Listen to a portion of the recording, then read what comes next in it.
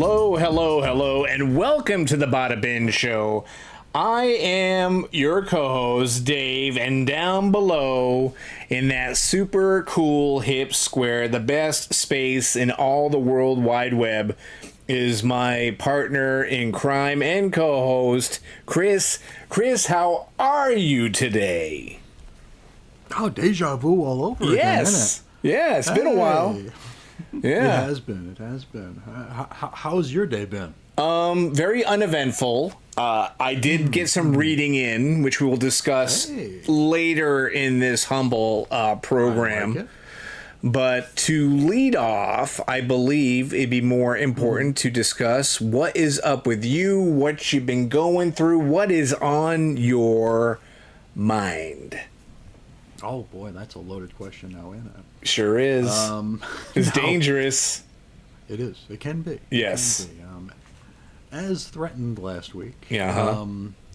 This is this week marks the 5th year.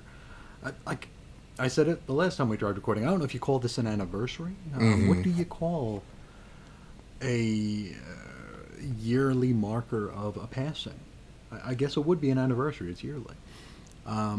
But Fair. It's been 5 years since we lost my old co-host on the Cosmic Treadmill and Weird Comics History and a slew of other shows we did together, Reggie.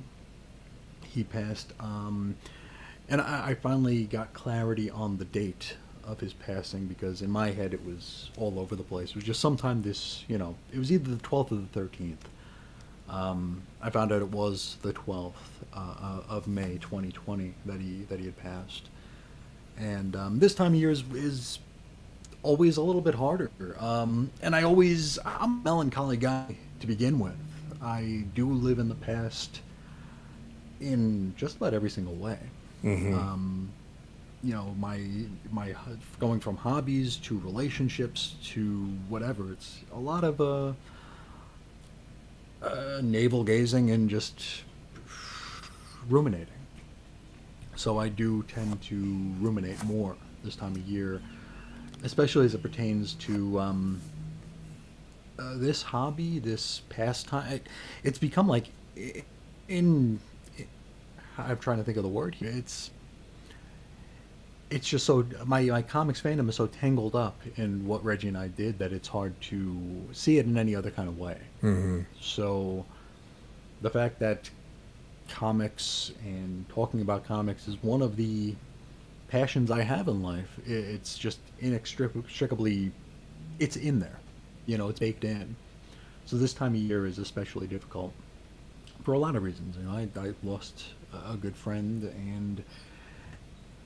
and everything I do reminds me of what he and I did together. I mean, even what you and I are doing right now reminds me of stuff that Reggie and I did together, especially as we matured into what we did. Because we did have a few things that were off script. Comics talk, that's kind of right? what we do here. Yeah, comics talk over on the old Patreon that we had back long ago. But I had this whole thing planned out. Like, how do I commemorate this? How do I pay tribute on this show for something I used to do? And damned if I wasn't paralyzed by it, because I didn't know if it should be something planned out. I didn't know if it should be something manicured and curated, or if it should just be something off the the hip and the lip, Right. And I think ultimately it'd probably be better just to talk, a little bit. Share some memories and stories and the things that we did that I'm still very, very proud of. And the fact that it's weird. And I talked about this a couple weeks ago when we were talking about our buddy Chris Yu, where I had like that weird phantom text urge to shoot Chris Yu a text like, oh, this thing is solicited. I think you dig it. I still get that regularly with Reggie, where it's like, oh, I gotta let him know, or I wonder what he thinks of this. Sure. And I think, I mean, internet friendships, relationships, partnerships are, I mean, they're not new, but they're in their relative infancy, right? In human history, right? I was going to say the new normal, it's the way most friendships spark now, even relationships. People meet online and fall in love, Yeah. Sure. I mean, people form careers online. They meet soulmates online. That's the new, what is it? The new town square, whatever. Sure.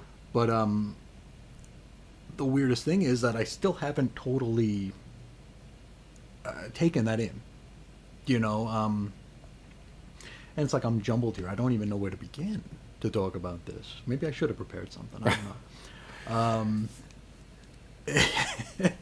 know. Part of me, and this is me being a weird analog guy, part of me still doesn't believe it. I hear you. Because we never met face to face. We almost did. And that's a regret that I will take with me for a very, very long time to come. Because I backed out of meeting. Because and it's weird, self-depreciating and low self-esteem or whatever the hell my childhood did to me. I thought that him coming out to meet me, because I went back to the East Coast for a birthday. My grandfather, his 90th birthday back in 2017. And we figured, okay, well, we'll land in Newark. We're gonna drive out to Pennsylvania, and then we'll come back to Newark. And I'm like, hell, it's a quick trip into the city. Now, Reggie lived in Queens, and he's like, yeah, we can maybe work something out, and I'll come out to the city. We'll meet. We'll, take a picture, whatever. Yeah. And I thought I was putting him out, so I kind of backed out of it. I'm like, he doesn't really want to hang out with me. He doesn't want to see me. I'm not going to make him get up on a Sunday morning and get out to the city. So I backed out and figured out there'd be another time. And there wasn't. Mm-hmm. So that's something I think about a lot, especially this time of year, where it's like, we could have shared the same space for a few minutes, even if it was just to take a picture and shake hands, So I do regret that very, very much.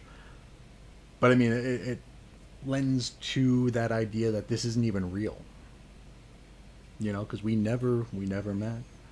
We never video chatted. Everything we did was on Skype, just audio. Mm-hmm. We never looked at each other in the face as we spoke. In 5 years and hundreds, if not thousands of hours of content and conversation, we never looked each other in the eye. So it's very, very bizarre that something you don't even know if it's real or not isn't here, and you feel a loss from it. Like you said, it's a new normal, and I am way behind the curve on where on just what that means. Okay. Well, but what was I gonna say? I lost my train of thought. At least if I had one in the first place. Hey man, I probably screwed you up by just saying, yeah, okay. But I mean, just to kind of interject here real quick, sure. Is I can say the Cosmic Treadmill as a show and a resource was very, very important, and you were extremely humble when it comes to taking credit for that. So I think it's one of those things where even when you're describing your relationship with Reggie, how you communicated, the meeting that never came to pass, you kind of, me, I suck. I'm always searching for the words, and this is where you gotta jump in and help me out. But you're not, I was going to say, you're belittling yourself, or you're not giving yourself enough credit, or you know what I mean? Or why would anybody want to drive out on a Sunday and see me? It's a self-depreciation that you didn't earn exhibit, it. Yeah. But you exhibit. Yes, exactly. And I think that's probably where this is all stemming from. You know what I mean? Oh, for sure. Yeah.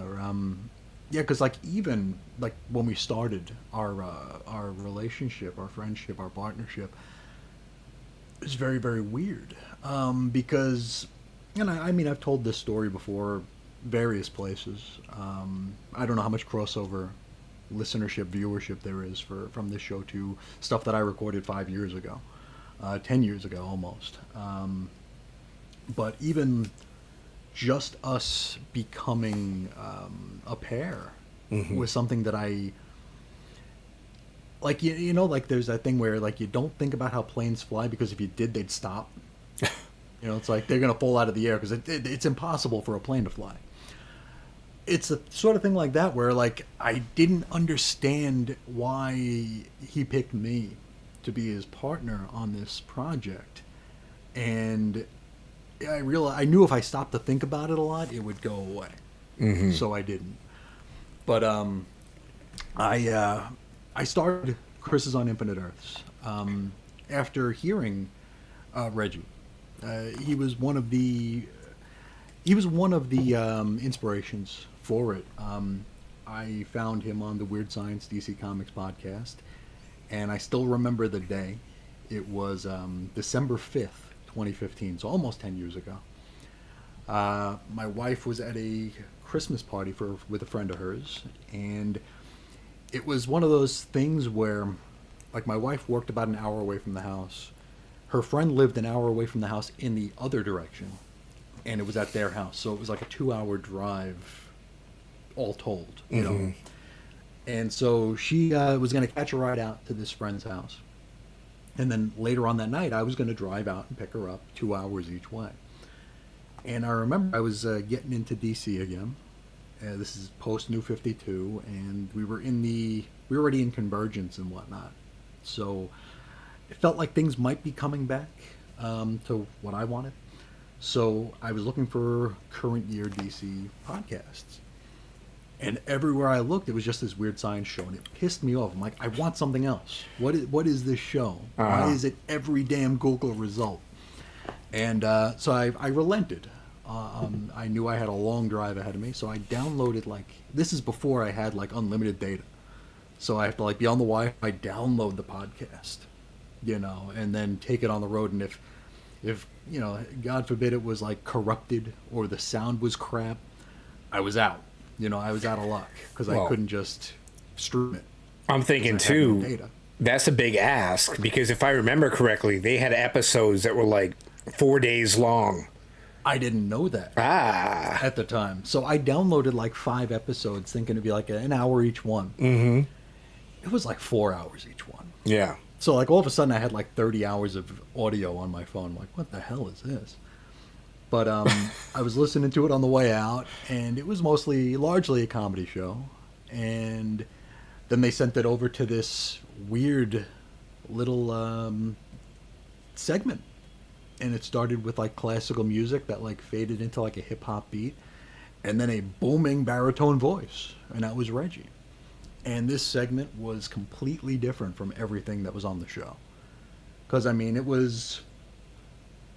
Listening to their show was kind of like, and I don't mean this in a bad way to anybody here, but it was like Wizard Magazine. You know, a little sophomore-ish fun, you know, a fun show. But then Reggie gets in there and it's like you're in lecture hall in a good way. And he's I don't remember what it was that he was talking about, but it like caught my attention because it was just so tonally different. And it was exactly what I wanted to hear, being a junior fake-ass comics historian, even back then. And, it just stuck in my head, and it was like, okay, this is pretty cool. You jump ahead a few weeks, and they opened up, like, a message board. And this was a message board on Blogger. So it was crap. I don't know if you ever tried to put code on Blogger. No. It's not recommended. Okay. Because Blogger is noted. Yeah, it ain't great. So it's like the sort of thing like where they put it on there, and like you'd go to their site, and their site would be like this big on top of the screen, and the rest of it would be this barren message board. It was ridiculous. But one of the folders they had was like for reader reviews. I'm like, I'll give it a shot, because it was like, hey, maybe you'll even be on the show. So I started writing reviews, and that's when I started Chris's on Infinite Earths. And only one person responded to these, and that was Reggie. Reggie was the only person on the show who like cared about the weird old crap I was talking about. And and I got the gig on their show because something came up that nobody else wanted to do. And talk about self-depreciating. That's kind of been that's been my way in for like every single comics creative thing, is that I'll do the crap that nobody else wants to do. And they were this was that Bloodlines. They did that little Bloodlines miniseries, if you remember that. I think it was like JT Krull, V. Ken Marion on the art. Yes, I do recall that vaguely. Yeah. Yeah. And it was what it was. It was because it was V. Ken Marion. But Reggie had reached out to me, and he's like, hey, they're doing this Bloodlines thing. We want to have a piece on the original Bloodlines on the site, but nobody wants to write it. And I'm like, okay, I'll do this. So, like, I stressed over this piece, and I mean, it wasn't a great piece, but it was something. And that was what it took to get an invite on their show to talk about this Bloodlines issue. So I go on there, and I was wearing these headphones. This was my mic and headphones back then. And so I sounded terrible, even worse than I do now. And during this recording, it sucked because like there was a power in New York, so Reggie was gone. Like he was on for like 5 minutes and he was gone. I'm like, crap, he's the guy I wanted to talk to. So he was gone, and then during the production, Jim, the host, he's like, hey, we're thinking about doing this segment about retro history stuff. We want you to be a part of it. And he said this on the air. And I'm like, okay, but you can't take that back. You know, so I guess I'm good. We get off the air. 10 minutes later, I get a text saying, hey, that recording didn't work. Which, I mean, that's a thing, you know, in Audacity and whatever, the podcasting gremlins will get you. So yes. My very first... We know that all too well. Oh, we do. Yeah. So my very first exposure to comics podcasting was a boner, you know, an error where we couldn't get it done. So he's like, hey, can you come back on and we'll record it again? Okay. In the back of my cynical head, I'm like, he just doesn't want to say he wants me on the show. You know, he's gonna just not mention that this time. You know, that's the problem. He regrets asking me to be on the show. So we're going to record this thing again. He's not going to invite me on the show. But he did. You know, we recorded it and he did. And then I get a thing from Reggie saying, hey, what do you want to do? I'm like, don't know. You know, I defer to you. What do you want to do? And he's like, well, they want us to talk about old comics. He goes, but I think we'd be better talking about history, comics history. He's like, I know that's, you know, because he said what I do on the blog was talking about old comics, but also interjecting a lot of history, a lot of context, a lot of gestalt, a word I like to use. He loved the fact that I included ads and would comment on the ads, you know, because it brought you back to when these books were coming out. Sure. And I would also, I would take pictures from, like, old Amazing Heroes and Wizard, and I would just always try to have a very broad look at a very, like a macro look at a micro topic, or whatever way we want to word it. So he really dug that, and he's like, I think we'll be good at that. And so we did. We started doing comics history, and we started with the DC implosion before there was a book about it. And it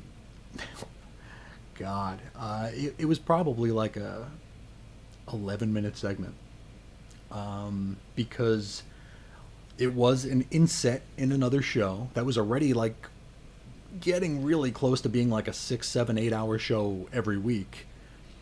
And Reggie realized that we were completely different from their show, and it would probably turn a lot of people off to have like an hour and a half of us talking in the middle of it, very dryly, just giving facts, right, giving a history lesson. So he's like, we want to try to keep this under 15 minutes. That 11-minute segment probably took us 3 hours to do because I was terrible. I sucked, dude. Oh man. which like some people have a talent for it, for podcasting, video making, whatever, where it's just like natural. They just go. I don't have that. I definitely don't have that, and that's not me being self-depreciating. I just don't have that. So we were recording for like, God, forever. Well, what happened? 11. Were you stuttering? What's going on here? I was flubbing. Oh. He was talking over me. I was talking over him. So it wasn't all me, because we were still getting to know each other. Mm-hmm. We didn't know what our conversational sort of back and forth was going to be. Yeah. So we were like talking over each other, and like we had a script which was multicolored. So like Reggie would do the blue parts, I'd do the black parts. That's I could share hundreds of scripts. And they're blue and black. And that's what we would call it. It's like yeah, we'll record tomorrow. I'll blue black it tonight. Mm-hmm. And that's how we would do it. But like I would try to like go off the cuff, and I sucked at it because like I knew what I was talking about, but I had no confidence. And this was the first time I was actually hearing my voice somewhere. And I'm used to my voice now. I still, it is what it is, but I'm used to it. So it's not like a shock every time I hear it. Whereas then it was just like, oh God, it's horrible. It's terrible. So we do this marathon recording session for this much audio. And when we were done, we like, okay, we put it to bed, we're done. Reggie's like, hey, do you have a minute to talk? And I'm like, shit, okay, we got the one and done. You're fired. It's over. It's like, this probably isn't gonna work out. And he's like, we're not recording right now. It's just you and me. Tell me about yourself. Mm-hmm. I'm like, oh, wasn't expecting that. He's like, tell me about yourself. Tell me about your family. Tell me about what you like. Tell me about some of your favorite stories. Tell me about your hobbies. And then he told me about his. And like we spent like another 2 hours. I was like, oh, okay, this could be something. I thought it was going to be like, hey, man, this ain't working. I thought this would be a little bit more natural. Someone's at the front door. Someone's at my front door. Yes, the secret's out. Surprise! The jig is up. The news is out. Sorry. Finally found you. Sorry for interrupting our chin wag. Someone is at the front door. But please continue. The renegade who had it made. The butler will get it. Jarvis, front door, please. Okay. I thought it was Alfred. Whatever. One of those prissy names. So, we talked for a while, and that was it.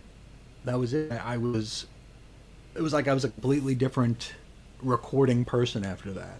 I could actually talk, and I could go off the cuff in doses, of course. And it really bolstered my confidence a lot. Right on. And suddenly our 11-minute segment was turning into like literally over an hour on their show, to the point where we were getting complaints because, and Reggie, bless him, never told me because he knew how I would take it. Yeah. He was always really, really good with, he was just cool. Cool is the perfect word. Nothing bothered him. It's like, he would, it's like, oh, they don't like what we're doing, screw them. And that's something he told me like right off the bat. He's like, there are going to be people who don't dig this. There are going to be people who try to disprove what we say. It's like, as long as we have our receipts, we did our research, we're good. We don't even listen to those people. They don't matter. Mm-hmm. Right. And he's like, and if we're good enough, we're going to get ripped off. Those people don't matter either. And we were ripped off quite a bit. But he was cool about it. I wasn't, but he was. But we did get some complaints because we went too long. And so we decided to break off the Weird Comics history into its own thing. And because I talked about the thing we did with Piranha and Paradox Press. Sure. The Mark Neville thing. And I think that episode or that segment was like well over an hour. To talk about a very, very niche thing even for fake-ass comics historians. Things like Piranha Press is like, huh? What is that? Why do I care about that? But we found a lot of a lot of fun and pleasure in that. So we broke off, and Weird Comics History became its own thing, a standalone show. And we launched that as a standalone show with a 5-part story, a 5-part series on the Comics Code Authority. And that was early 2016, and it's still one of the things I'm most proud of doing. Because we went about it in a different way. And this is one of the things that Reggie said. He's like, people are not going to like this part. There were a couple of parts on there. He's like, we're going to get pushback on this, and we're going to get pushback on this. And we did a little bit. Not much, because I don't think very many people listened to it. But we did get a little bit of pushback that we were too favorable towards Frederick Wortham. And by favorable, we basically just vetted him. You know, because nobody asked the questions, why was this weird old doctor an expert? Why did people consider him someone to be listened to? And so we actually researched his life. And we researched the things that he did outside of his comics crusade. He opened the Lafarge Clinic in Harlem, where like people can get mental health for like 25 cents. It was like one of the first like desegregated mental health facilities. He was on school boards to end segregation. I mean, he did a lot of good things, and he was looked at as an authority because he had the credentials, you know. So it wasn't just this weird old guy who doesn't like being stabbed in the eye in comics, you know, or the Rainbow Batman, you know. It's not. He's not all that guy. And we also revealed that he had very little to do with the Comics Code Authority being made in the first place. He was a witness, very, very short-lived witness. He wasn't there very long. Mm-hmm. He was basically put on the stand, asked a couple questions, and then told to see ya. You know, that was actually Estes Kefauver who instigated the entire CCA. A name that you'll never hear when people talk about the Comics Code Authority. Nobody talks about Kefauver, except us. And then Reggie's like, we're going to talk about this Kefauver. I'm like, what is that? And this is right after I finished a class on American literature focusing on comics. Mm-hmm. And sure. There were weeks worth of Comics Code Authority stuff in there. The name Estes Kefauver never came up. So when he's like, we're going to talk about Kefauver, the Kefauver trials, the hearings, I'm like, oh, is that the name of the courthouse? Yeah. And it's like, no, guy who, you know, was very close to being the vice president of the United States for a minute, you know, pretty big deal. So we did that, and we got a little bit of pushback on that for being too favorable toward Wortham. And we also did a bit toward the end of that series about the new Comics Code Authority, also known as social media. And this came around the time of the Not on Our Watch Batgirl Joker cover, the Raphael Albuquerque variant. If you I recall, that. Sure. Where like the Joker's like drawing the smile on her face. Mm-hmm. And not on our watch. So they didn't do that.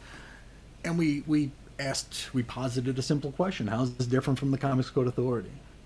You know, you're self-censoring. Same thing. And that got a little bit of pushback, but also a lot of people agreeing with it, which was pretty cool. Now, we did the Weird Comics History on its own. We had a great time doing that. But we also were going to stay on the Weird Science show. And that's when we started the Cosmic Treadmill. Which I think... It's weird. I feel like Weird Comics History is kind of like hidden. I don't think people really know about that. Even though that was like our primary passion in what we did. Most people know us from like making funny voices on the Cosmic Treadmill and whatnot. So the Cosmic Treadmill was that was a learning experience big time, because we didn't think we'd need a script.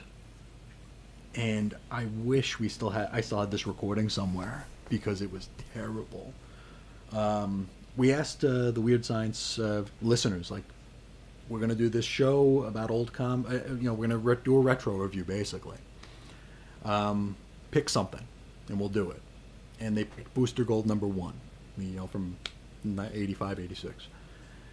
And so we read it, or reread it, And then we sat down to record, and it was crap. We had nothing planned. It's like, and we asked like that age-old question that comics podcasters asks: how hard can it be? Yeah, right. You know, you're gonna hit record and talk about a comic. How hard can it be? Well, let me tell you, it wasn't easy, and oh god, that sucked. So like, we actually were like, okay, we're gonna skip this. We're gonna come back to it in a couple days. We'll write something out.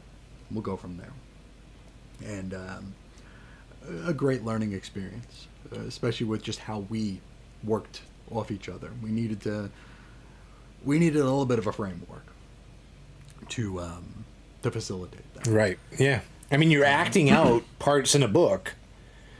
Well, that we didn't even know we were going to do that. You know. Yeah. That was something like Reggie added into a script. Like, Reggie's edits were always funny because we were just zeroing in on when we're going to start this recording, and it's like, what are we going to call ourselves? What are we going to call ourselves? And I'm like, Cosmic Treadmill. He's like, that's perfect. Let's do it. Yeah. And he's like, hello and welcome to Chris and Reggie's Cosmic Treadmill. I'm like, oh, why'd you say that? Why'd you put my name first? Ugh. I hated it. So every time I made a script, it just said Cosmic Treadmill Episode 2. Mm-hmm. Right. And the first thing he would do was go in and edit the title, say Chris and Reggie's Cosmic Treadmill. I'm like, I hate that. I hate that because people are going to think that I wanted my name first.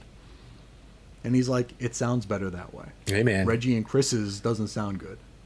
I was thinking you wanted top billing. It's in your rider. There's I only demanded it. brown M&Ms in your trailer. You know what I mean? Green M&Ms. Green. I'm sorry. Ooh, Yeah. green. Yeah. Yes. Yeah. Yeah. So I hated that. But he's like, this is our show, man. We gotta have our name on it. Right. And I'm like, okay. Yeah, and he was right. He was right more often than he was wrong. So I went with it. But then I saw that he started adding dialogue, and I'm like, what the hell is this? And I think the first voice he did was a woman's voice. And for folks who don't know, Reggie had a very, very deep voice. Yeah, wicked. Ridiculously deep. Perfect voice. And he would pull this Jersey Harley Quinn sort of it's like, oh god, how do you? And I'm laughing and I'm supposed to respond to it with his voice. I'm like, I have no idea what I'm gonna do. And then you go into, and I'm sure some of the voices we did were accidentally offensive because it's neither of us know voices. I didn't anyway. Reggie was a lot more able, where to me, even I was talking to you off the air just a little bit ago. You're doing parody songs, and you're like, "Hey, are these too silly?" And I'm like, I can't do that kind of thing. So I need you to do that kind of thing. And if you're having fun doing it, that's even better. Because I can't. That's not something that works. I don't work in that way. I'm forever the straight man. It's just my lot in life. And so I can't really let myself loose to do that kind of thing. So it was another learning experience because Reggie would hit me with these weird voices, and I'm like, oh, what am I gonna do?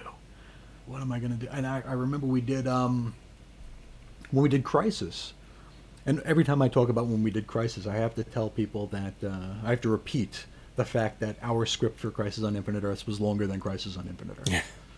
Because it was. That was a 6-parter, I think. I think it was 6-parter and an appendix because we also covered the pre-Crisis multiverse that Jeff Johns created, where all the Elseworlds things got their own universe, and one issue of Superman where Lois had a power to bend steel was its own Earth now. It was insane the way that it was Infinite Earths, literally. So we did an appendix on that. But I remember that I was doing the Anti-Monitor, and I did the same thing for the Age of Apocalypse, which was so dumb of me. I did Macho Man Randy Savage's voice for the Anti-Monitor and for Apocalypse. So a little like this. Oh yeah. Ooh, yeah. Ooh, And yeah. You guys could be brothers. dude, Yeah. we were in a different on Earth 43. But they were like long stretches of like dialogue, and I'm like, it's like, oh dear monitor, and it's like, and my throat was just ripped to shreds. Yeah. Oh yeah, that was fun stuff. But I'm trying to get to the next point here. Cosmic Treadmill ran for it was 144 episodes. Later on, we would start a Patreon, and we started doing Cosmic Treadmill After Dark, which was interesting. The Weird Science listeners were like, "Hey, we want you to do." Somebody wanted us to do cherry Pop Tarts so bad. Every week, do cherry Pop Tart. Cherry Pop Tart. You ever see Cherry Pop Tart? Mm-mm. Okay, it's like an Archie comic, but raunchy. Okay. You know what I have? so- The moment you said it, I was like, it's like an Archie character, right? Yeah. And then when you say that, it's like, okay. So maybe I scrubbed it from my files in As here you or should something. have. As Okay. you should have. Ooh. Yes. It was Cherry Pop Tart, and then I guess Pop Tart sued them, so now they just became Cherry. Okay. So Reggie wrote the script for that one. I think that was our first After Dark. And there was dialogue in there where, like, Reggie and I would be acting out scenes. Not great. Funny. Okay. But very uncomfortable. For someone like me, very uncomfortable. But it's like it was whoever Cherry was with. Okay. It was very, very odd. Trying to think what else we did. They were a lot of fun, a lot of Weirdness. Never expected people to hear them because they were on the Patreon. You know, they were exclusive, so you had to be like actually really invested in order to. Sure. Yeah. When Reggie passed, I did move them onto the regular feed, so they were part of the Cosmic Treadmill canon now. And I got us up to episode 149. I do have 150. I do have the last one. And it has been sitting in various forms on a hard drive for 5 years now. Because even as I'm talking now, I don't know what I'm doing. You know, I don't know what this means. I don't know if I don't know if anybody cares about this kind of thing. So I didn't know what to make of it. And I wanted it to be special. So I reached out to people. I'm like, hey, would you like to do a segment for this show? Or hey, would you like to come on and talk to me about... And I mean, this is odd ego, but it's like people who said they liked the treadmill. Hey, you want to tell me why? You know, what did this show mean to you? So I recorded a bunch of stuff with people, hours and hours of stuff with people, just talking about the show and talking about like their relationships and memories with Reggie and whatnot. Never went anywhere because like as I'm assembling this thing, it just felt wrong. It didn't feel right because the show was just two guys. So it's like, okay, so then I'll record something else. It'll just be me talking. And then I'm like, but I already put all these people out. You know, I didn't know what to do. So I didn't do anything, which is usually my go-to. I don't do anything. And so it sits. And part of me always wants to be able to say that I'm still working on an episode of it. Because once the red light goes off the last time, I can't say that ever again. Right. Door is closed. You know? Yeah. It's over. It's a closed volume at that point. And I didn't, and still don't want to say that. Because in my lizard brain, it's still not real. You know? Folks may not know, because when I was doing X-Labs and I would mention Reggie, I'd get emails saying, like, who's Reggie? Which was heartbreaking. But it's also a sign of, like, how quickly the internet moves. You know, it's like I haven't recorded a show in almost a year on NML Crossing, and it's like I'm sure nobody even remembers that it exists outside of Chris, you, and a couple of people maybe. You know, it just was just a thing that happened, and now there's other things that are happening now. So it's time passes, time goes forward. It's cruel, but it's the only way it goes. Where was I going with this? Well, let me jump in for a second because Yeah. just to say, okay, X-Laps, people don't know who Reggie was. Yeah. Some people might have been a new audience or someone who just was like, hey, I want to hear about current day X-Men, so I'm jumping in here, and they don't know about, Weird Comics history or Cosmic Treadmill. I mean, so that could have been the case in regards to that, perhaps, maybe, No, I knew I had a salient point. I just lost it. Oh. Which it's on the tip of your tongue. It was. Yes. It was. It was on the tip of my tongue. So maybe I should just move on from it. Maybe I'll come back later. I really wish, since I'm an addict to sound clips and stuff, right now would have been the appropriate moment for, if you've ever seen the Dick Tracy movie, where Al Pacino's like, I have a thought, wait. And like, he stops for a second, he's like, nope, lost it.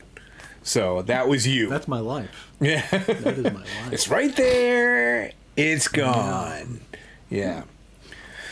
But I'd actually got an email the other day from Reggie's. That's what I was going to say. Ah, see? That's Boom. It came.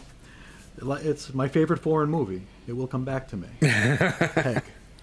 You know what? I wasn't ready. You weren't warning me. It will come back to you. Give me a heads up on that. I just mentioned I'm a sound clip junkie. Come on. And I lost it again. No. Yeah. No, talking about how it's still not real to me. Mm-hmm. Folks may not know that almost a year to the day before Reggie passed away, he suffered an aortic dissection. Now, I didn't know what that was until then. Right. And it was a weird morning in a lot of ways, but it was odd in that, I got up to go to the bathroom in the middle of the night.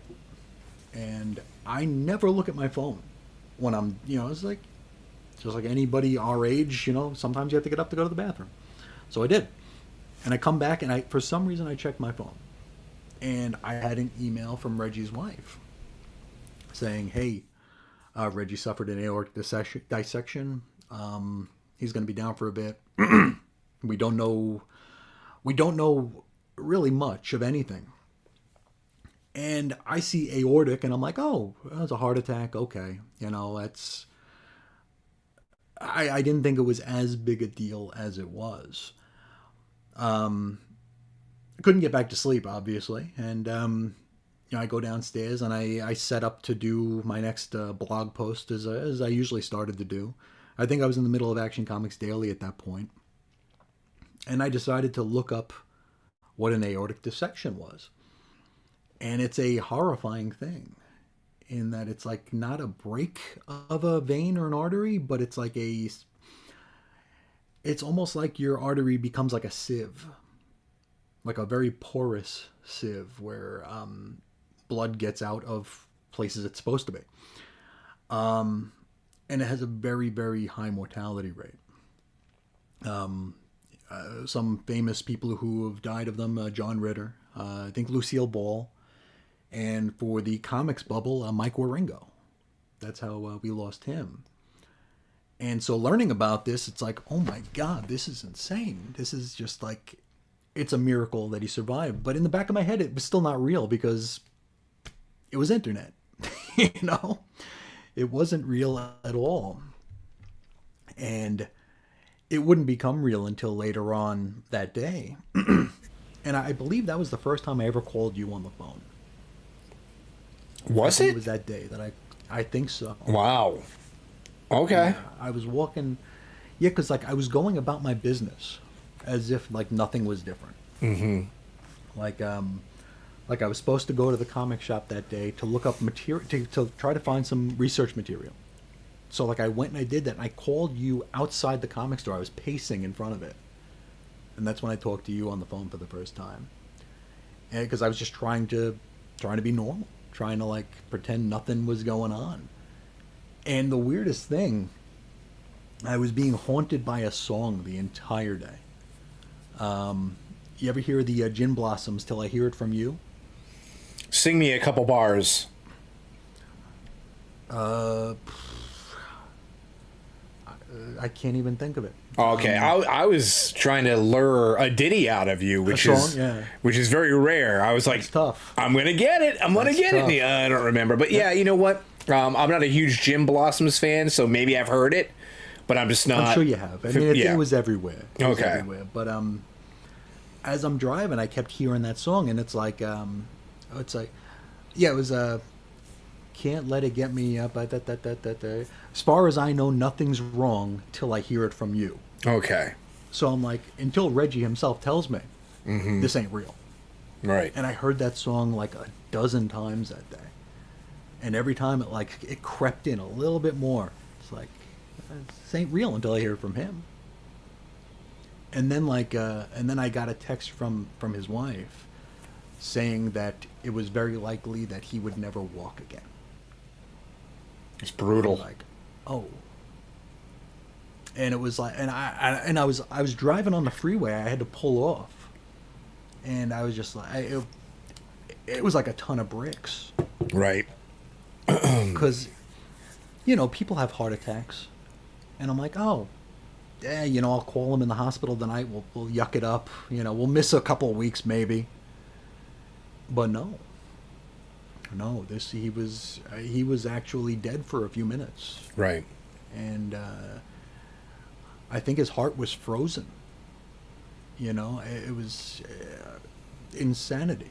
I think he was helicoptered in too when it went down.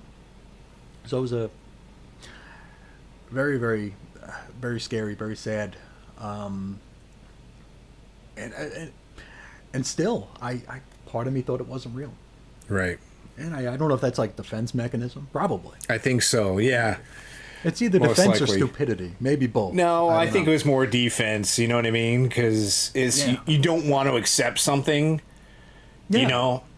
and you just don't want to believe it's real. So until you get that certain confirmation or whatever bar that you set as an acceptable means of digesting reality, then you just push it to the side. Well, I haven't heard from them yet, all right? This hasn't happened yet, Yeah. Yeah, because even part of me because I got an email from his wife inviting all of us out to New York in the middle of June. Mm-hmm. Reggie's friends are fantastic. They had a park bench dedicated to him, which is so cool. Yeah. So we were all going to meet there and go grab a bite to eat with his friends and his parents.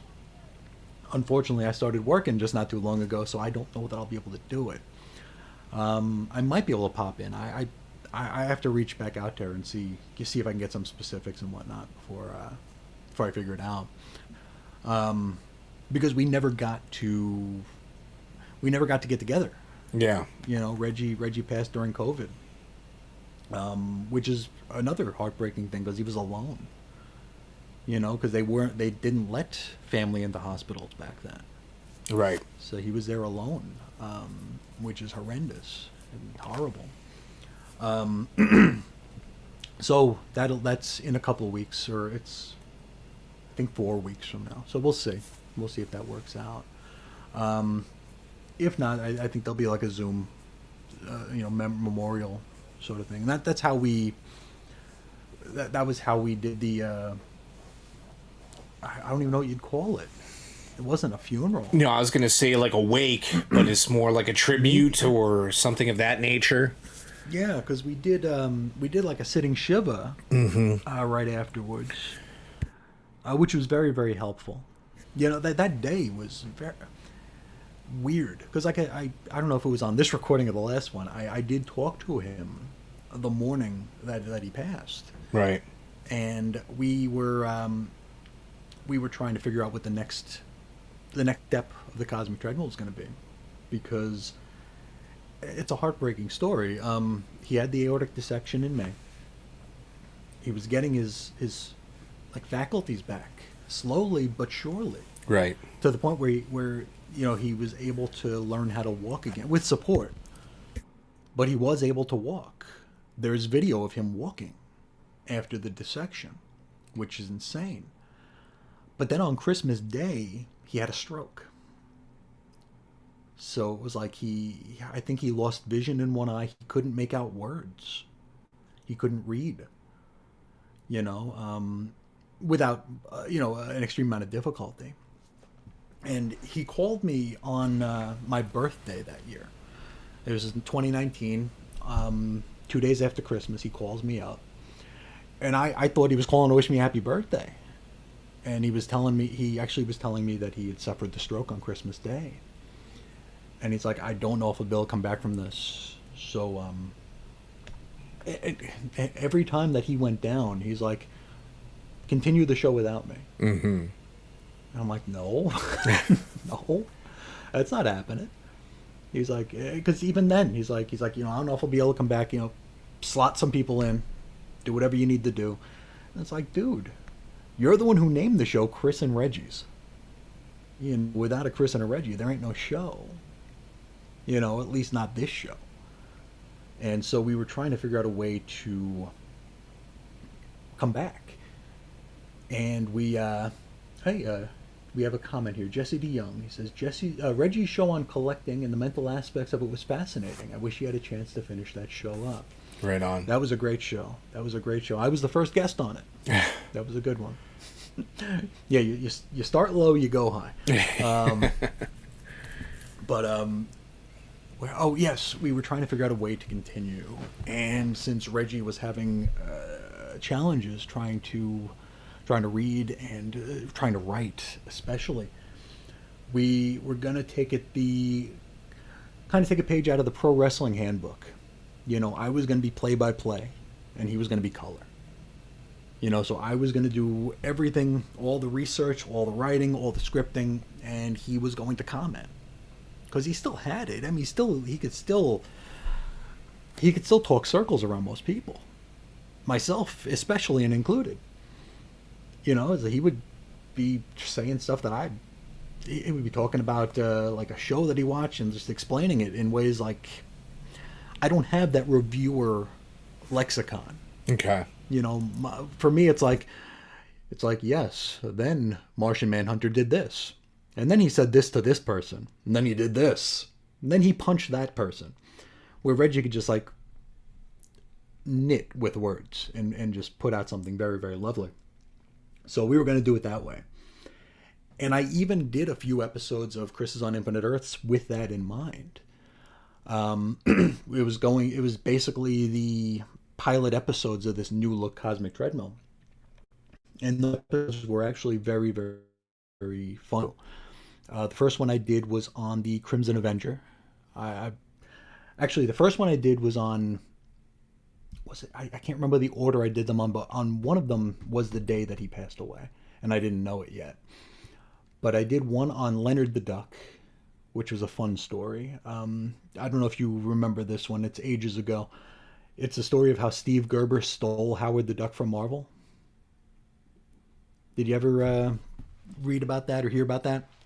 Oops, I was muted there for a second. No, I remember there was the whole thing with Destroyer Duck, Howard the Duck. There's a lot of confusion regarding ducks, but much like a duck, water rolls off the back. So please tell me more.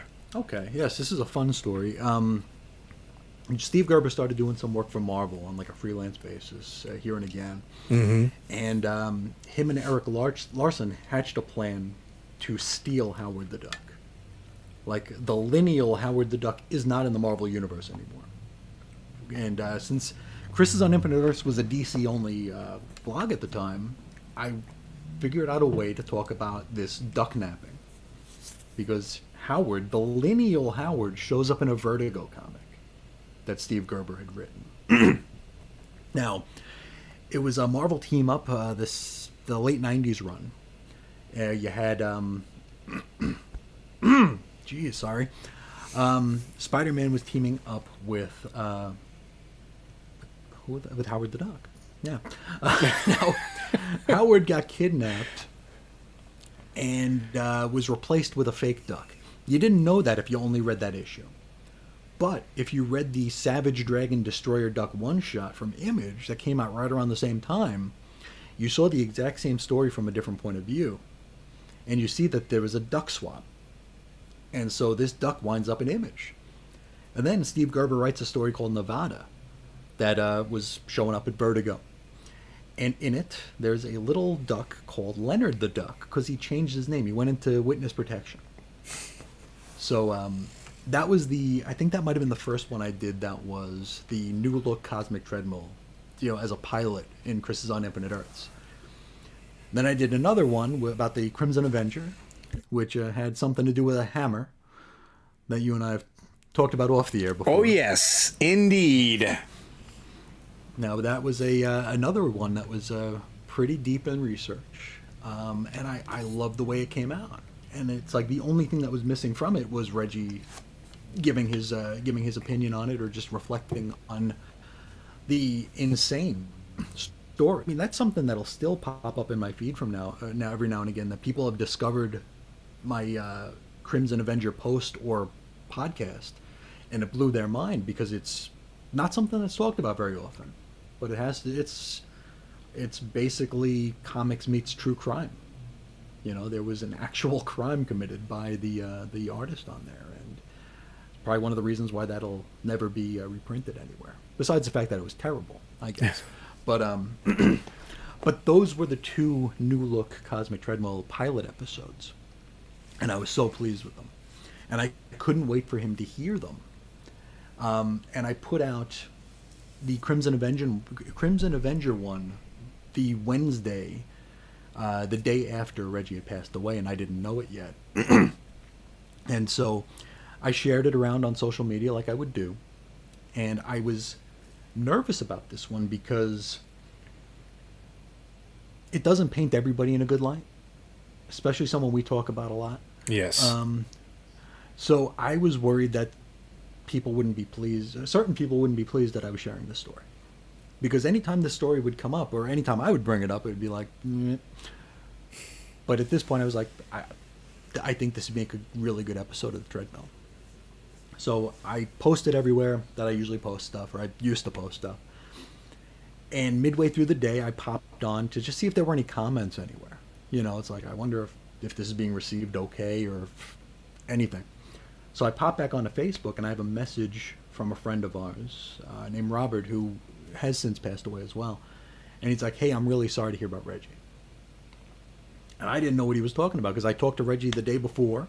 I knew he was in the hospital because he was having, I think it was pneumonia. Because when he told me he was in the hospital, just like everybody back then, it was COVID. It's like, okay, here you are again. Here we go again, right? But I think it was pneumonia, or maybe bronchitis, one of those. And so I assumed that it was Robert Lewis. I'm like, oh, yeah, he's back in the hospital. It sucks, yeah. And he's like, no. He's like, you don't know. And I'm like, oh, what is this? And I pop over and I find out that he indeed had passed away.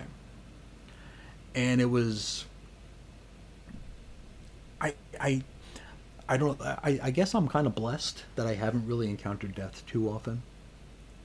But my first run-in head first with death is being someone who was like a contemporary of mine. He was only a few years older than me. I'm sure I'm older than he was when he passed now. And it's just so weird to you question a lot of things. You question your own mortality selfishly, but you also realize how life changes in a blink of an eye, a heartbeat. We were just talking yesterday about these big plans we had. What we're gonna do. I took off that because we were going into the summer, and I decided not to do. I was in grad school at the time. I decided not to do summer classes so I could focus on getting all of our stuff in, and we could just get a bunch of stuff stocked, and we can go for the year. And wow, yep, everything changed. And it's so, I mean, the whole everything's weird. I'm using that word a lot. But the day before, after I got off the phone with him, I talked to the wife, and I'm like, oh yeah, I just talked to Reggie. Because I probably went like a month and a half without talking to him because I was scared. You know, he had just suffered a stroke. He had lost a lot of his ability. And I didn't know how to talk to him. I'm a coward. I didn't know what to say. So I just didn't. And I felt terrible about it. And then I finally reached out. And thank God I did. So I told the wife, and we were talking for probably about a month before he had passed. But I got off the phone with him. I told the wife, oh yeah, we're planning on doing this. It's in the hospital now. Maybe we'll get this going next week. You know, I already have scripts going. Maybe we'll do this next week. And and she's like, are you prepared for if he passes? And I'm like, oh, come on. He's a young guy. He's being taken care of. He's fine. And like one of the things that Reggie had told me, like in our conversations leading up, he's like, I'm not going to die. And it's like, well, you've never lied to me before. So I have no reason to believe you're lying now. You know, unfortunately, you don't really get the call on that.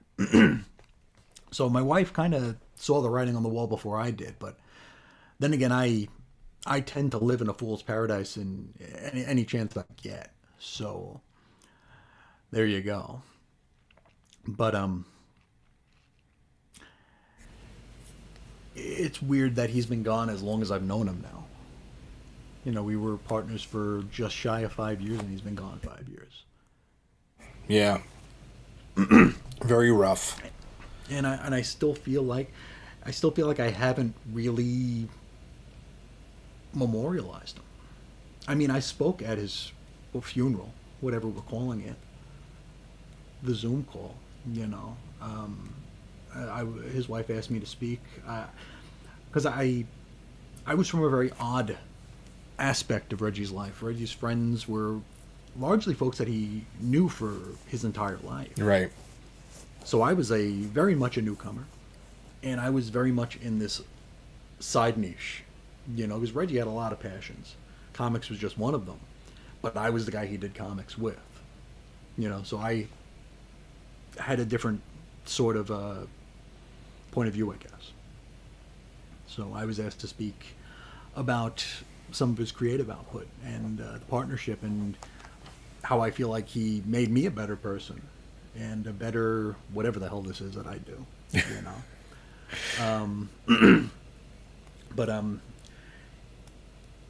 Yeah, he didn't really, he never used his real name, and he never really talked about his real life until the very, very end, because I don't think he wanted anybody to know who he really was. I don't think he wanted anyone to know things they shouldn't know. You know, his father was an editor at DC Comics when he was a kid. Alan Gold, he wrote an issue of Blue Devil. You know, people didn't know that.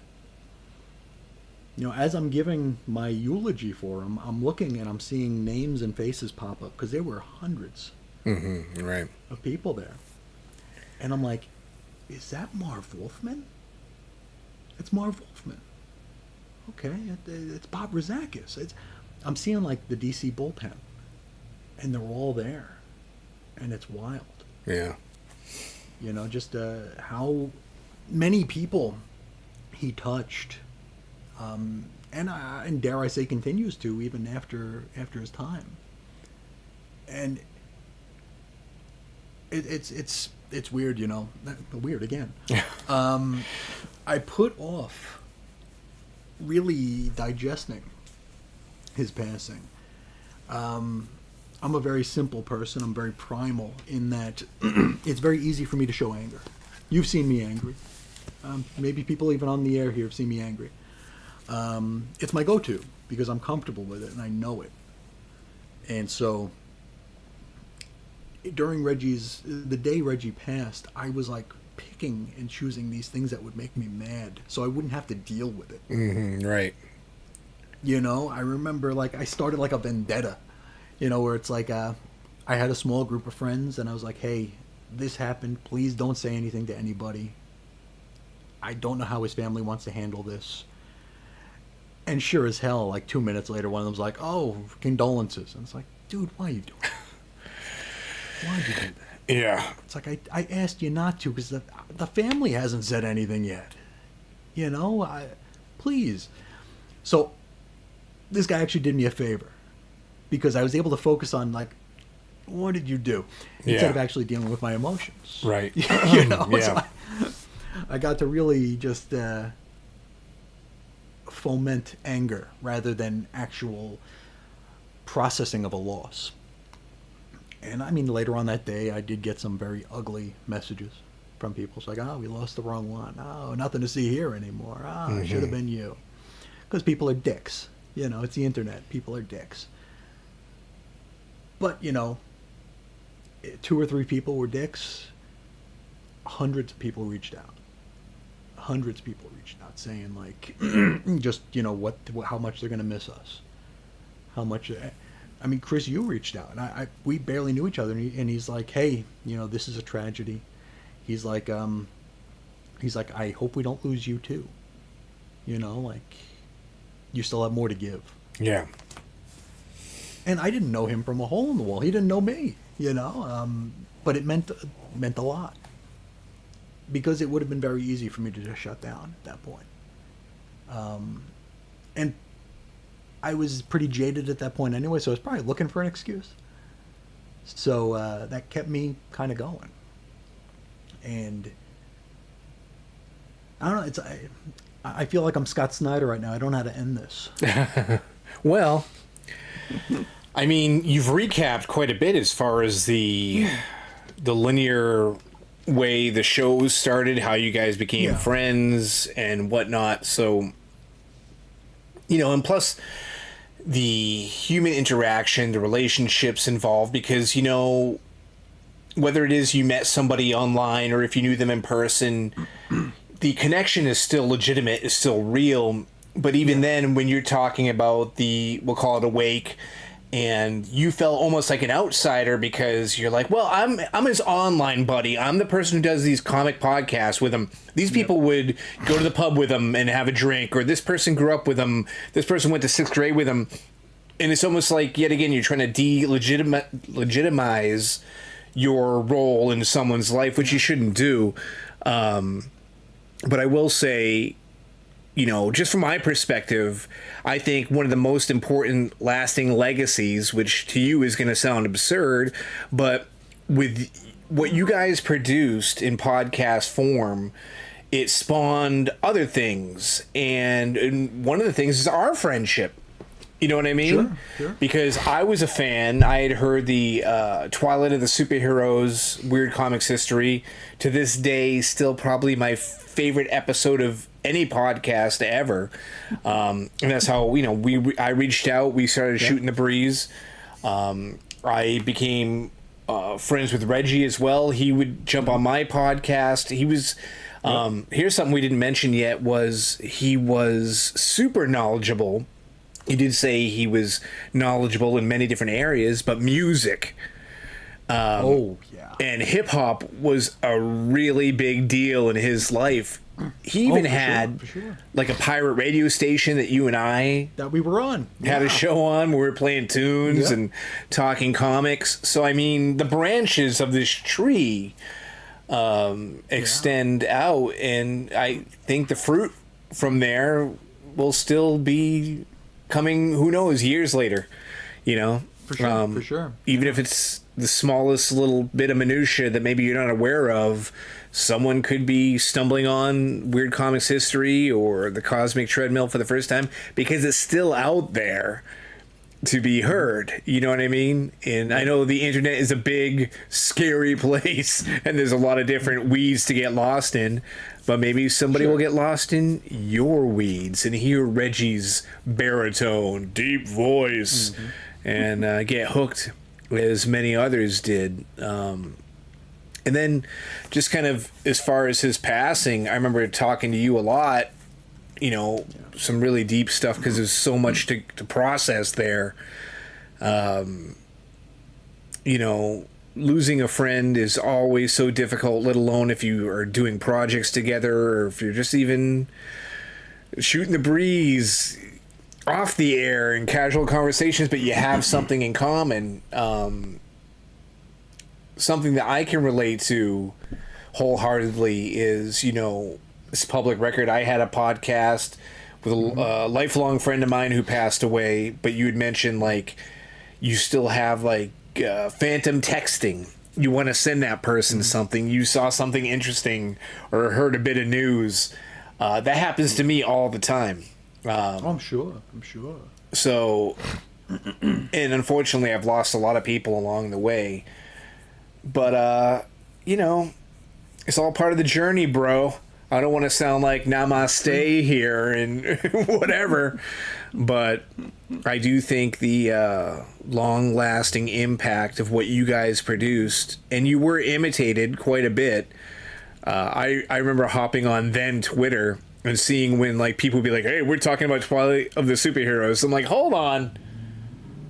Being my favorite podcast episode, I'd be like, you guys should listen to these dudes first. And I'm sure those accounts were like, what a douchebag. Like, we're trying to promote our stuff, and he's hopping on, and he's posting links to your show, But that's how adamant I was as far as the quality. And earlier, I called it a resource for a reason. And it was super duper educational,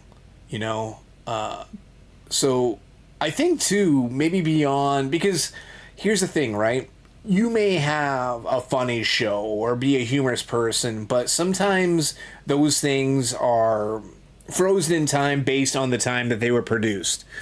Oh yeah, they're ephemeral.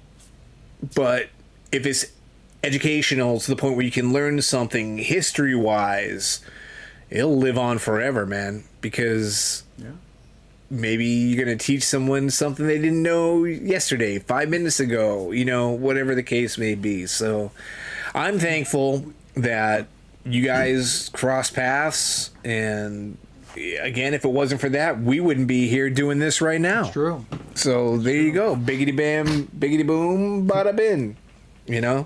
I actually got a message from someone years ago that they cited us in a college thesis. Oh. Like, I didn't know you could actually cite a podcast. I guess times have changed. Yes, apparently so. There's a citation to Weird Comics history in someone's thesis somewhere as a legitimate source of information. Well, luckily it's that, not a citation to the Cosmic Treadmill where the Anti-Monitor sounds like Macho Man. Oh, dude, there was one that I did that was worse than that. It was an old Silver Age Teen Titans issue with a cosmic radio DJ. And I decided to do it as Wolfman Jack. Yeah. Oh, God, that hurt. Yeah. I remember you telling me about those, too. You're like, my voice is raw as hell. And I'm like, why are you even doing this, man? What, Because it was like, it was Haney. It was like, hey, cats and kittens. It's like, oh. Yeah. And the guy wouldn't shut up. But that's dedication to selling it. That's true thespian. It is. That's what that is. So, for all the times you say you're not something, you truly are. Secret. Yeah, well, deep inside. It's like me with these freaking parody songs. And I'm telling you, when you get sick of them, just tell me enough is enough and I'll stop doing them. And you're like, well, you can do them and I can't. There's a little Weird Al in everybody, okay? A little bit. And there's some in you as well. I know it. But yeah. Still, it's nice hearing you speak on it, going back to that, call it an era, It's unfortunate. I definitely appreciate the platform, for sure. Yeah, and it's unfortunate the way it ended, and Reggie was, in fact, far too young, which, you mentioned it's like a selfish thing being, curious about your own mortality or worried or concerned. But as you age, as you go on, and like in my case, more people pass away, you start thinking, holy crap, am I lucky? Wow. like life sucks right now, man. I'm so pissed. Like I got bills up the yin yang. I got headaches galore. My job sucks, whatever. And it's like, hold on, stop. I'm here. I can still right do side of the this. ground, Yeah, you know what I mean? So for me, no matter what, everything's going to be okay because I'm still here. I'm lucky as hell, you know? It was so. I mean, I had thoughts I never thought before. You know, I'm a fairly isolated guy. You know, I have trouble talking to family. You know, but when Reggie passed and I went to we did the Zoom Shiva, and like there were just dozens of people pouring in and out like for hours, like just like a real Shiva. Yeah. And and me being, you know, immature and selfish, I'm thinking like, if I would have passed, who would, nobody would, who would even know? Who would even care? You know, it's like, it's weird. The thoughts you have that you never had before. You know, it's a real reality check. When I was a teenager, a friend of mine passed away, and that was... It's kind of weird. Like old people might discuss, like, "Hey, did you see the turnout at Yeah. I don't know, Jimmy's funeral? Like, wow, that was a good one." Or check out that spread because they have no other form of entertainment other than looking at obituaries. But when I was a teenager, I swear to you, man, like the parking lot for this funeral home was jam packed, line around the block, and I attribute that a lot because of his youth. His age. Yeah. He was so young, and He was robbed. Yeah. he was robbed. But I mean, at that point in your life, you know, you make these little connections to the point where they're meaningful to those people. But when you're older, you kind of close yourself off a little bit. Yeah. You've determined which friends are your real friends, and so on and so who on. you taking with you? Yeah. Yeah, you know, or maybe your coworkers or something. I don't know. I try not to think about that. You know what though? You're right. In the actual experience, I would see myself doing that too, and I think that's probably a little bit of like Larry David-esque personality we have, or something. That cynicism, a little bit of the negativity. Going, geez, I'd probably only get like 1/3 of this turnout. This is what, you know. Be my wife and dogs. Maybe, but in the end, that's If okay. if they don't have other plans. Yeah, right. Provided they're not busy. Yes, absolutely. But yeah, now I lost my thought. I just started rambling like nobody's business, and I had a thought. It's gone. Maybe we should just move on. Okay. We'll put a pin in it. We'll put a pin in it. And as a matter of fact, that is a callback to last week's anniversary show, which was a wee bit rough video-wise, but alas, we got a beautiful pin out of it. Mine is hanging right here. Oh, and then I also have that pin. Oh, look at that. Double dip Yeah. Cosmic Treadmill. Bada bing. I still have mine somewhere, too, but... I've got about 600 of them if you want. There you go. I'll have to get a new jean jacket so I can stick some pins on there. All right, then. Moving on. I did have some comic stuff planned for today, but I do want to... I feel like we have neglected other members of this program because it is Chris, it is I, Bada is here. Bada, hello! Yes, you are in fact here, and I'm hoping Chris brought the newest member of our program along for the ride. Is he here? Bada Bird? Let's call him. Let's try it. Bird up. Oh, there he is. He made it. His walk was a little different. Last time he was more like... He didn't know how to fly that. Oh, okay. Well, He's been practicing.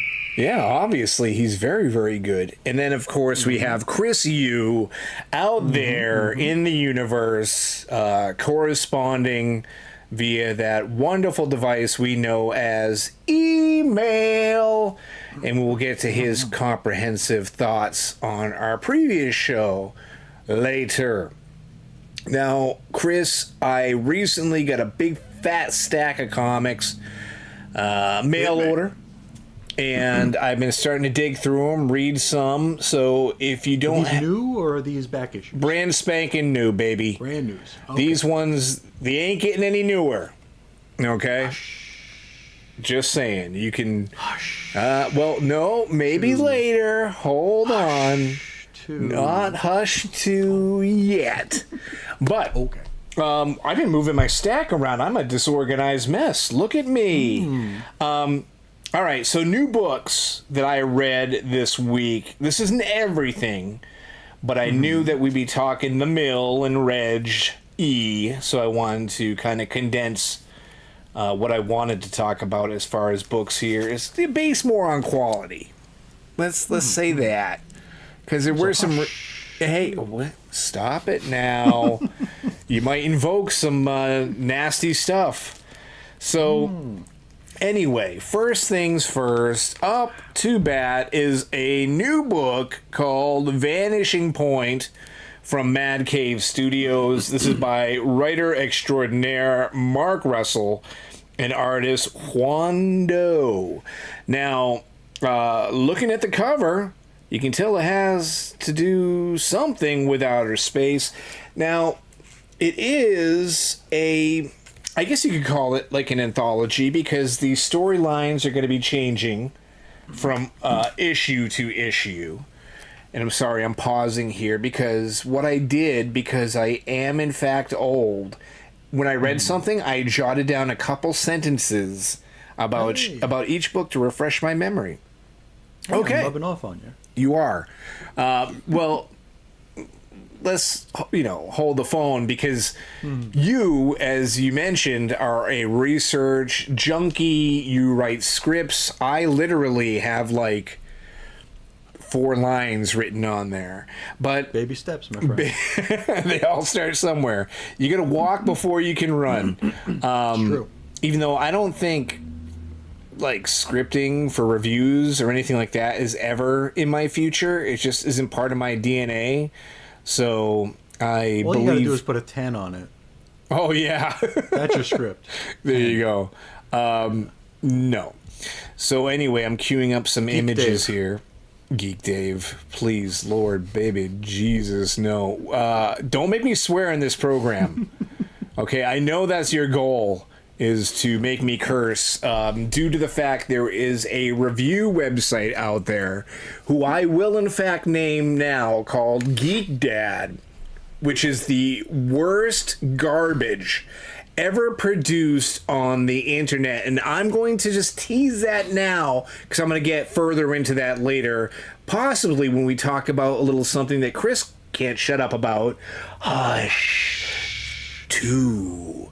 Yeah. But anyway, Geek Dad, you suck. Anyway, back to Vanishing Point. So what did I write down? Geek Dad's out there like, this guy can't even get his thoughts together. He's complaining about my website. I put Vanishing Point introspective dark sci-fi anthology, and that rings so true, because it's about a miner who took a long contract out in space, leaving his family for over a decade with the promise that they'll all be financially secured. I hear you typing. You better not be looking up Geek Dad. Don't. No. Okay. With the promise of financial security for him and his family for the rest of their life. But of course, this has a horror tinge to it, which, listen, it's not something brand new that isolation in space might lead to some confusing thoughts or potentially madness. So it's got to have a little spin on it. It's got to have a little spark, something to make you know that it's setting itself apart from the standard tropes or stories of the past. This has that, and I really, really enjoyed it thoroughly. So, I mean, I subbed to it because it had Mark Russell credited on the front, and I love Mark Russell. Not to say everything he's done is an absolute hit, but I think here in my hands is a book that's going to be fairly special, as I did thoroughly enjoy issue number 1. So, Chris, I know you probably didn't put this on your sub. It's probably not even on your radar. And now that I've gushed about it and said how great I thought it was, you're probably still never going to read it. Correct? Yeah, you're right. All You're right. correct. Well, there's someone out there I'm selling this to. It's just not you. All right. Moving on, here is a book that I know you do get, and something that we have discussed because we both enjoy the dickens out of it. Well, it's an anniversary issue, Superman number 25. Joshua Williamson and a slew of artists, all artists that have worked on this book throughout the course of this volume. It does have, I don't know if you can see it on the top, the Summer of Superman seal of approval, which could be a good thing or a bad thing. The jury's still out. Why does everything just have to be something? I don't know. Now, the thing is, Superman by Williamson, story-wise, has been solid as hell.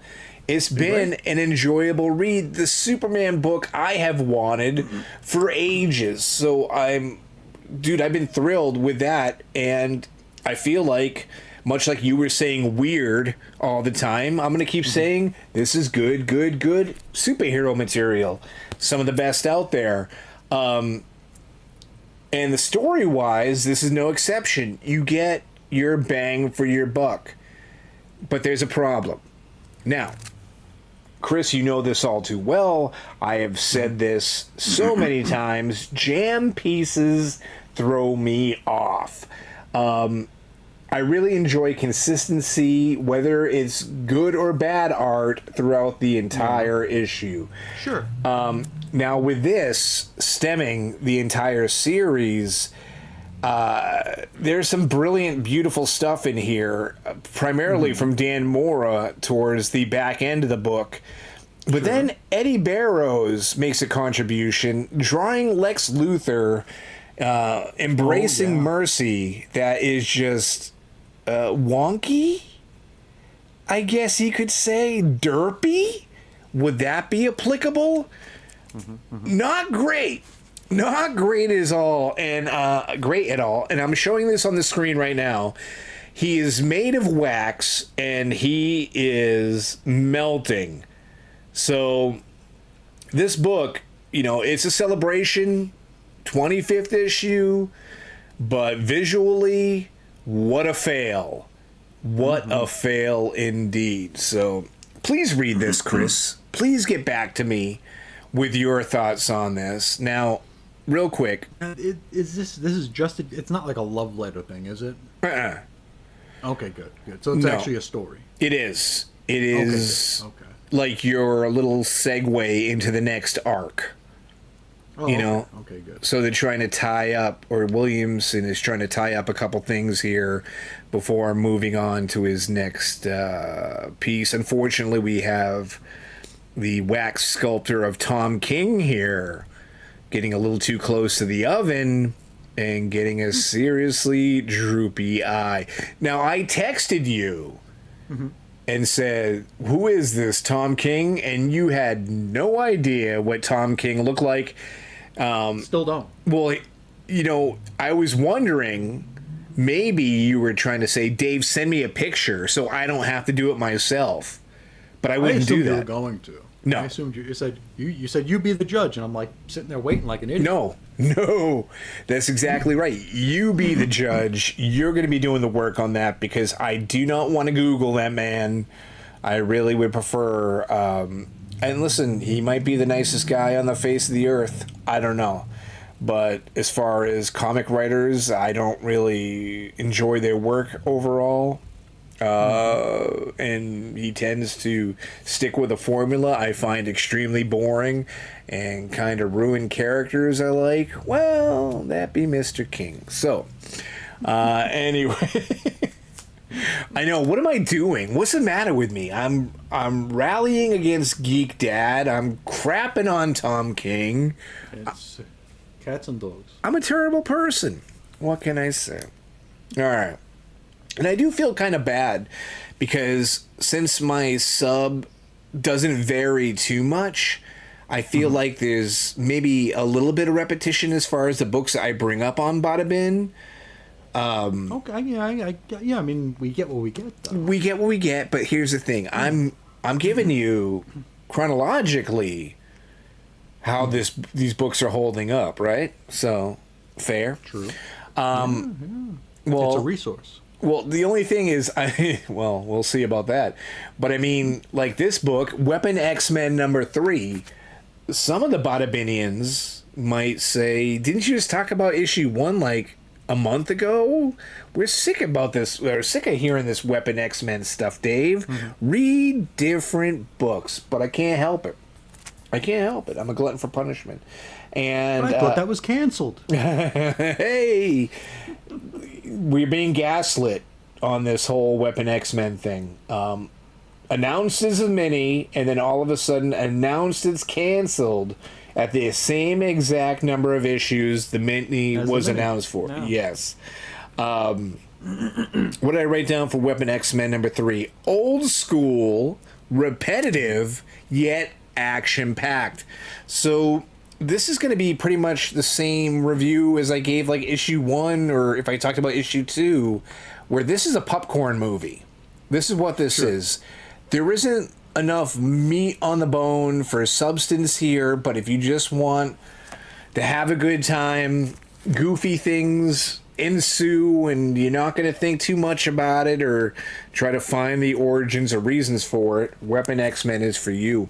I am going to share a page from the book, though, because I get a bone to pick. Look at me. I am just a dastardly dude. Joe Casey, what are you doing to me here? Now, Chris, I don't know. Are you looking at the show on your screen? I am. Okay. The first Right panel. now I see the cover. Okay. Well, the page I'm showing now, you have Chamber saying bloody hell. And then later in the page, you have Thunderbird saying, what the hell is this place? And you might go, what's the big deal? What's the problem, Dave? Like, he just said hell twice on the same page, but that kind of thing drives me nutty. Drives me a little cuckoo. It's like there was an issue of Action Comics where Philip Kennedy Johnson had someone calling someone else a waif, and then a few pages later, an alien in a different scenario, different environment, calling another character a waif. And I'm like, why are you doing that? There's all these words we can use, tons of words, you know? True. You have to say hell the same page. I don't know. Nitpicky. Did the Chamber say bloody hell or bloody L? Hell. There was an HE double hockey sticks going on in there, Okay. so I don't know if it was an L. no. Bloody L. Why, you think that was an out? That was an excuse they could have used to debunk my pet peeves? Asterisk. Okay. All right. No. But just real quick on Weapon X-Men, this will not change your world. Most likely, it'll be in the dollar bins before you know it. But easy. Yeah, that's that dollar been written all over it. and I'm paying $2.59 for it, so $1.59 So am I. over. But dude, I'm having fun with it. It's so that's all that matters. That's what comics are for, right? We can't get too serious. We can't live and die on every, I don't know. I do love how they have Wolverine, Deadpool, Cable on the cover. It's like 3 characters who can't support a book. Yeah, well, you know. Actually, funny enough, they're very infrequently together over the first few issues anyway, so... What was I trying to say? We can't hang on or live and die by how gritty and,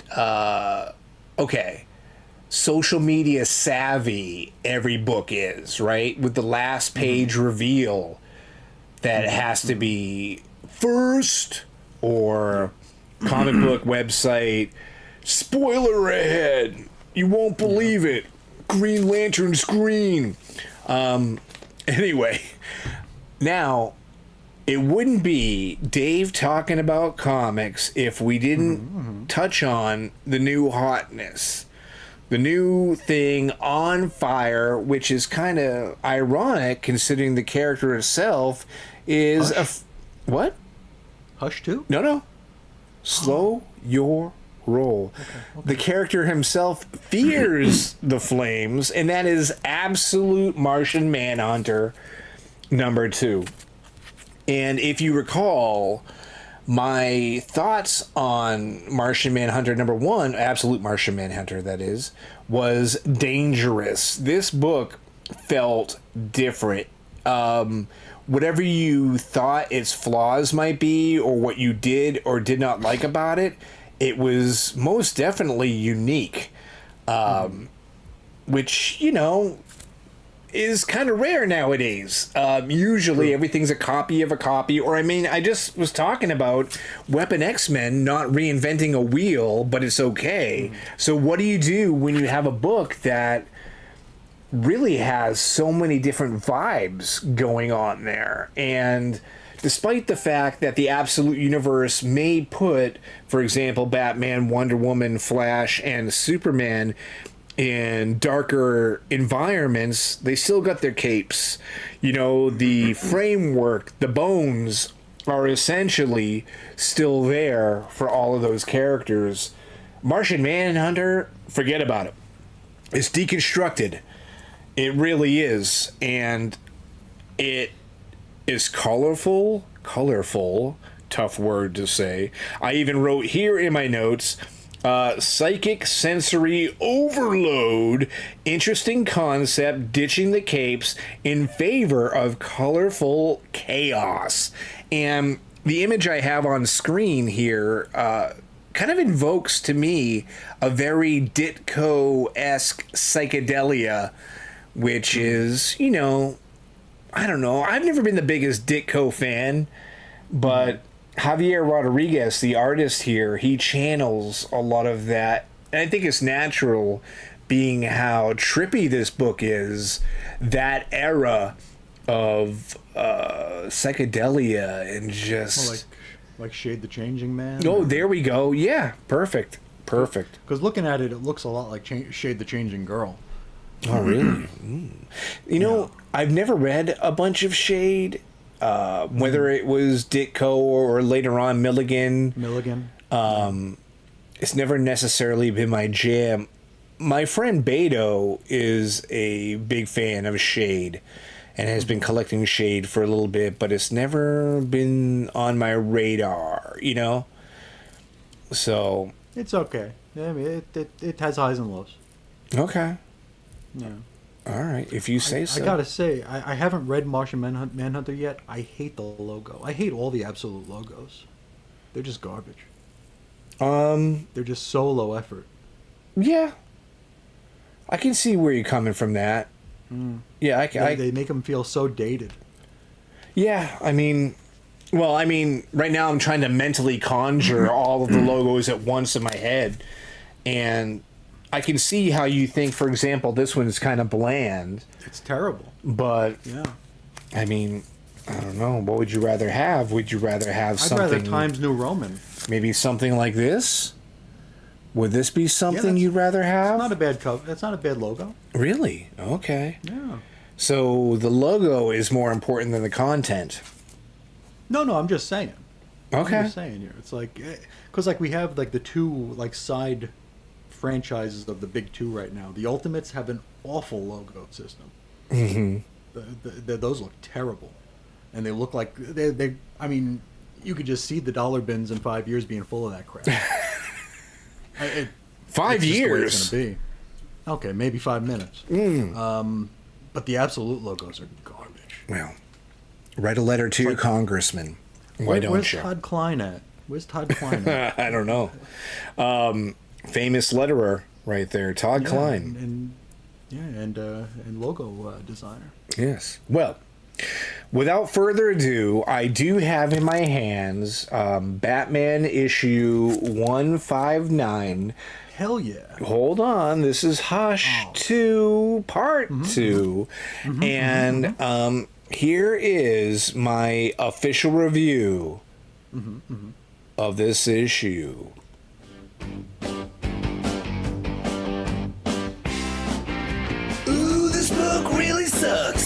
fucking sucks. Ooh, it stinks worse than poo in a hallway. Wanna burn it up, that's what's up. It's a bore, throw it out the door. This comic reeks of caca. Boo, boo, boo, woo. There's no other way to say it. I mean, it is pretty gosh darn bad. Now, any Badabinians who've seen the show where we talked about issue 158, that was fairly horrendous. This continues the trend. And, dude, I was talking with you earlier today about this book. New Look Riddler is in here, and it's confusing, to say the least. The narrative where Batman is constantly concerned that Tommy Elliot Hush wants him to conduct business in a certain way, so he's trying to do the adverse, but then when he does that, he goes, this is what Hush wanted all along. It was just, I believe I called it, if you wanted telenovela fanfic, this is it. That's for you. Yeah. Well, I'd volley back that, this really does a good job of showing how brilliant Hush is. Right? I mean, Jeff Loeb he takes it to another level. Yeah. In as far as how great a villain Hush is. Yeah. And Jim Lee, I mean, he was perfect in 1992. He hasn't gotten any better, so it's all good. Yeah. Well. Why break what's not broken? For right? those. So I think warts and all, this thing is perfect. Now, for those who don't know, he's doing a Geek Dad because What? Yes. No way. What happened here was while chatting with Chris off air, Curiosity, which killed the cat, was like, "This book is so friggin' bad. I bet you." And I even said, "Geek Dad gives it a 9 out of 10." Right. The New Look Riddler is a brave thing to do. I mean, yeah. Phenomenal design. I mean, like I said, 1992 is the peak. Why evolve from there? Why turn the calendar? Why change? I mean, the Riddler, he's been around 100 years. Yeah. It's about time for him to join the 90s. Yeah, in 2025. Brave. Now, so Brilliant. I'm like, Geek Dad probably gave it a 9 out of 10. Do you think Geek Dad would have given it a 10 out of 10? And Chris is like, it wouldn't surprise me. So I had my thumbs do a little walking and jumped over to Googled Geek Dad and issue 159. And sure enough, what did he do? He gave it a 9 out of 10. 9 out of 10. There are only 3 books ever printed that are better than this. Dude, this piece of garbage, he gave a 9 out of 10. And to be kind, I don't mind Jim Lee's art in this book. I think it's okay. Yeah. Except for the fact, if he's responsible for that Riddler design, boo. Terrible. Dude, just not good. And I get a bone to pick with you because my song, which references last episode... I know. I crushed a bottle. You crushed a bottle. Now... I thought I was muted. No, you didn't. No, you weren't muted. You decided to steal my thunder from my awesome song. So thanks, Chris. Thanks a bunch. You can play it again. I could. You know what? I will. But before I do, that is the panel that Chris was referencing last week from Omega the Unknown. Thank you, Omega the Unknown. That was about discovering poo-poo in the hallway. So, Chris, please be quiet. Don't say anything. Don't drink anything. Myself. Keep Bada Bird quiet here. Bird up. No, Bada Bird. Still. Oh, is he? He's gonna fly. There he is. Okay, and we'll do this one more time, probably for the last time, because if I ever read a book again this bad, I don't know. I'll be in the shower, a la The Crying Game, depressed, trying to cleanse My skin, my brain, my sanity. I don't know.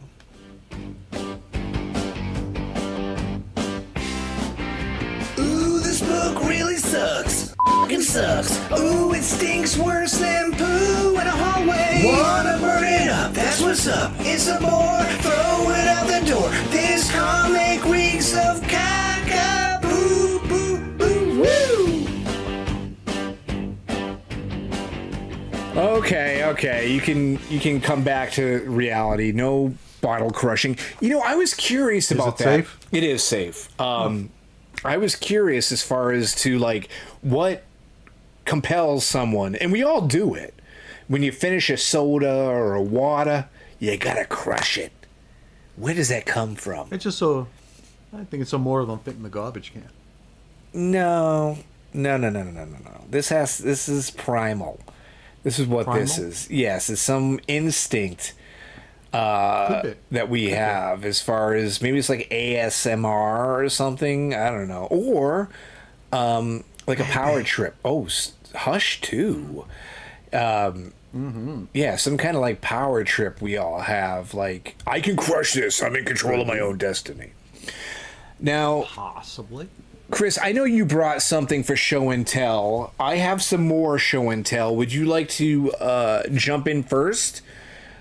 Well, before we do that, what's that? I since we're in our hush way right now, Mm-hmm. I didn't know if you'd want to guess what. Do a little price guide is right on the original Hush. Wow, do I really want to do that? Well, I mean, honestly, I'm hurt after just reading Batman 159 today. So, do I want to potentially continue to scar myself? Well, hell yeah.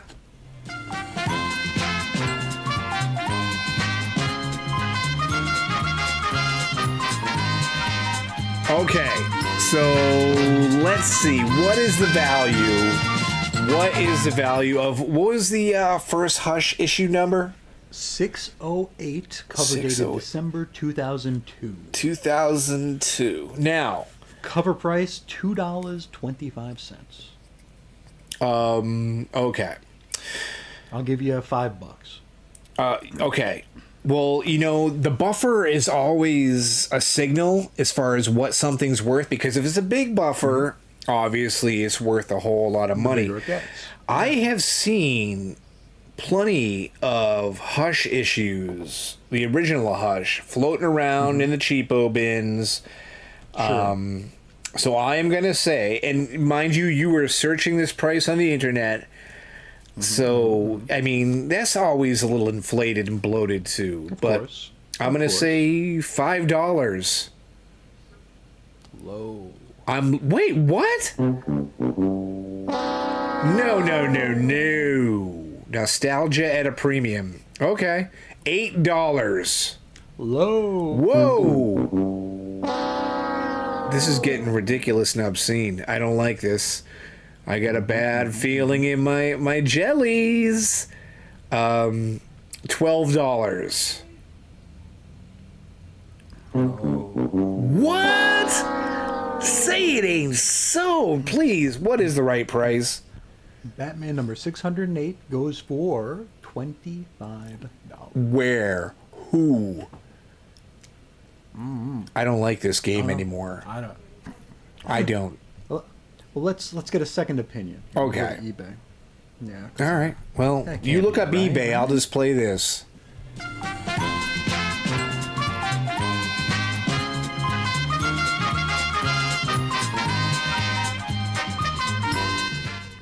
Okay, so what does eBay say? What are the wise sage sellers Let's trying to find, pawn this off on you for? I'm trying to find the ones that have already sold. Okay. I can never find that right away. But I'm seeing some for sale here for ridiculous amounts of money. This is silly. Okay. This I don't Silly, yet again I don't like this. I'm very uncomfortable with this. No.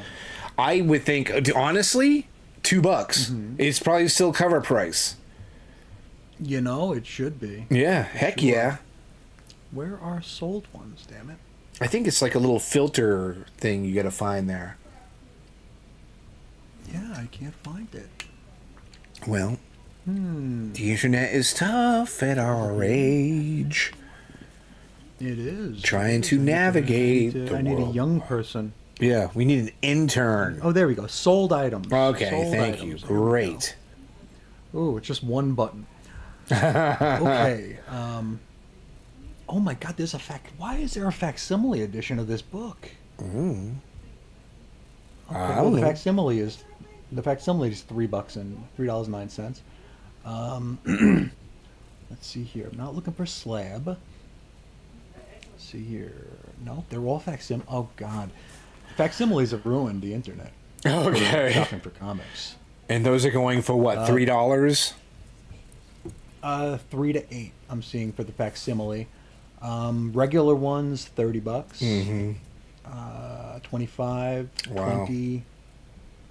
Golly, dude. I still have mine somewhere, so I'm ready to cash in. Yeah, I mean, you're gonna make bank. Yeah, big time. You can quit your job. Not there yet. Now, do you want to try number 609? Guessing? Yeah. All right. $5 buffer.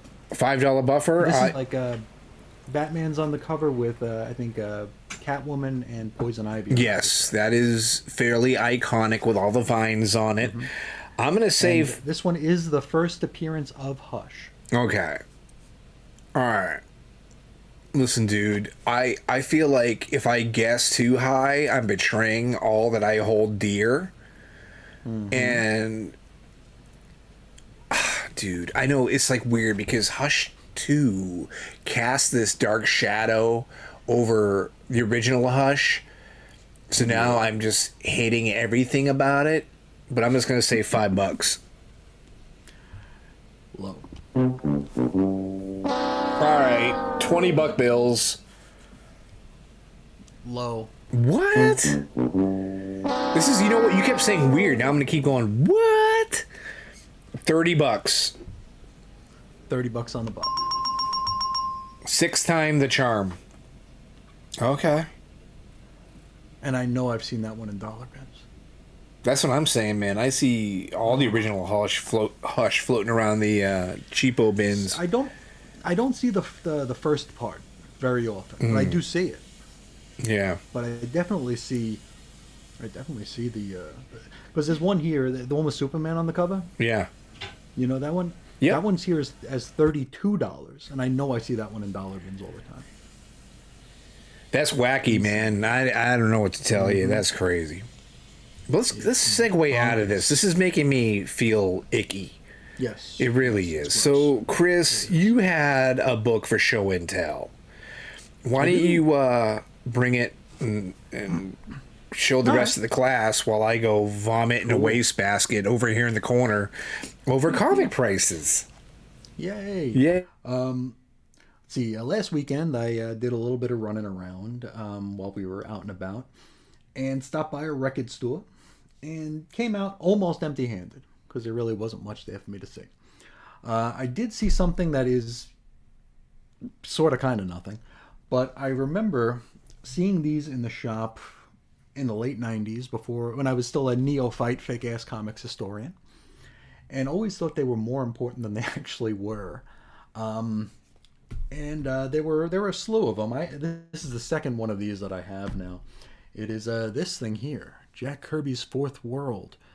And folks might remember these as the black and white versions here. I don't know why they're in black and white, but they are. And I remember seeing these in the bookstore, like I said, late 90s, and they always seemed like something I should get, something I should care about. I also have, if I can pull it out here, I also have this one here that I got years ago, and this is a follow-up to it. I don't know. I just couldn't leave it behind. I found it in I think they were $2 each. So, or I only got the one over the weekend, so it was $2. I got that. Don't know if I'll ever read it, but it's there. Makes me feel like a real-ass comics historian. Right on. Then I went to another shop, and this is a shop I went to, I think I talked about going to this place probably about a month ago. where it's very much a collector's sort of shop, where the prices aren't going to be exceptionally great. You might find something good, for a decent clip, but you're probably going to be paying on the higher end of the low end back issue market here. It's run by the same guy who does the Old Man Con, and I reported in from Old Man Con a couple weeks ago and how that was crazy prices at some of those stands. Anyway, last time I went to this shop, the owner was out of town. He was at a convention in Anaheim, I think. And so he took with him a whole slew of back issues. And so I looked at my current hunt and haunt, the Batman and Detective, sleeves, rows, and they were just decimated. They were gone. They were all with him, as they probably should have been, right? So I went back this past weekend. I didn't go there for Free Comic Book Day because they had Kevin Eastman there, the Ninja Turtle guy. And it looked like I'd be like stuck in a room with people trying to get very expensive things signed so they could run home and put them on eBay. And I really didn't. That's not my scene, so I didn't go. So I went the week after Free Comic Book Day, and all the back issues were back in. So I was able to go through. Found a book that's in really good condition, to the point where I thought it might be a facsimile. Because I am working backwards from 400 now with my Batman library. And this one was on my radar. And I saw it at Old Man Con for either $120 or $180. I can't remember which, but it was one of those two. So I figured, this is not one I'm going to get. Anyway, I find it in there. It's in really good shape. And it was only $20. And it reminded me of our buddy Chris Yu, who mentioned this as part of the Jason Todd book that's coming out. It's the first appearance of Black Mask. So, $20 instead of $120, which is good. And it's in really, really good shape. Like I said, to the point where I thought it might be a facsimile and I would have had to put it back. But that's my show and tell. Very nice indeed. Well, yeah. I would say the facsimile or facsimile or tomato is it would have like a $4.99 cover price. Yeah. 75 cents, yeah. That's what you get to look for in the corner. What's dangerous with issues of that vintage are the ones that would have been reprinted for, I don't know, like a Whitman thing or a bag thing, or maybe something was packaged later with a action figure or something. But yeah, those sort of things are something that makes you a little weary. What are your thoughts on the Whitman variants? We talked about this. Remember? Did we? Oh yeah. I don't remember. We didn't need to put a pin in it. We discussed it. Yeah. Did I say that I hated them because I don't put the numbers on them? Maybe. I don't remember. There's no issue numbers on the covers of Whitman's. I just remember we discussed it. I don't remember what we said. So hate them. There we go. There you go. Garbage. Yeah. Oh, Jesse is writing in. He says, "I'll be spending next week in Tucson. Do you guys ever go there? And do you know of any good shops?" I have never been to Tucson. Never once. Never once. No, it's about despite the name recognition. 2 hours away. Oh. Yeah. I haven't gone farther south than Phoenix, so yeah, I've never been to Tucson. There is a Zia Records down there. Zia Records is where that's where I got the All Mr. Miracle here. There's like 4 of them, 4, 5, 6 of them up here in Phoenix, but there is one in Tucson. You'll probably be able to find some good stuff there. And there's also a used bookstore called Bookman's. We have 2 of them in Phoenix, 1 in Flagstaff, and then there is 1 in Tucson that I'd recommend checking out. Really good. Actually, I can't say that because they're all run differently. The one that I go to has like a room of 50-cent books. Okay. So maybe they'll have it. I mean, that's where I like going to places like that because they don't always know what they've got. Like 5 or 6 years ago, I bought Wolverine #1, the miniseries, the first one, and it was like $4 because it's like I guess they just didn't care. I mean, that thing goes for we could price guide is right it, but I know it goes for more than $4. Yes, that's a guarantee. Absolutely, yeah. Well, Bookman's, wasn't that the place that has they put the stickers on their No, comics? that's half price. Okay. That's half price. Not all half price, Yeah. but some half price. Yeah. Ours. Yours, Hashtag not all yes. half price. Yeah, right. Okay. Well, is that? I just heard your click clacking. Is that what you were looking at right Yeah. now? I'm gonna see about that Wolverine thing here. Okay. Do you wanna guess Wolverine #1 from the miniseries? $85. Low. Really? 150. I'll get low. Wow, 220. High. It's $200. Okay, I was just throwing numbers out there, so I still. Hey, you got there. Yeah. But I gave you a $30 buffer, so you got it. Okay. All right. There Great. you go. I'll take a win. Take the win. I'll take the dub wherever I can. Why not? Sure. So those black and white Kirby books, you mentioned you may never read them. Yeah. How much did you pay for them again? For the one that I just got, it was $2. Yeah, you can't go wrong with that. Yeah. Yeah, $2. Come on. Yeah, and for all the people that come through my library and see how my comics cred, it'll win people over. That's right. Yeah. All the imaginary folks out there, maybe wisps. Of Bada Bird dust. loves it. Bada Bird, Yeah, does he? He Does loves he love it? Yeah, he's very proud of me. Is he? He's like, hey, you're a real fake ass comics historian. Yeah. He just said it. He's all about it. He's all about Yeah, it. there he goes. Mighty bird. What a foul. What a foul. Actually, what book is he sitting in front of right now? Well, this is not by design, but but it is. Wow. Will you look at that? Yeah. Yep. Maybe it's a sign. Get NML cooking again. There Animal you go. Crossing. Yeah. All thanks to the bird. Indeed. Well, still very cool. Some good digging. There's actually a comic sale this weekend, but I'm not going to go because I got to be frugal, man. I got to be smart. Free Comic Book Day hit. We talked about my choices I made last week, whether I wanted volume or the key, and I got to live with the decisions I made and go from there. So, not to say I'm not still tormenting myself internally over the decisions I A did lot of back churn. then. Yes. Yeah. So, it's not like I'm driving myself crazy, but I am thinking about it no less than 56 to 57 times a day. So, I guess it is. I believe it. But I believe it. so something I haven't talked about here for a while is action figures, right? As you can tell from behind me, I love plastic. And then recently I had acquired a newer McFarlane. It's actually a page puncher, which I happen to enjoy more than the multiverse due to the packaging. This is something I've mentioned in the past, but this is the Kingdom Come Superman. And it has the JSA issue, it says here 10, but I don't know what the actual issue it is. Maybe it is 10. It might have been 10. I'm not a I think it was JSA 10. guy, but the Alex Ross image.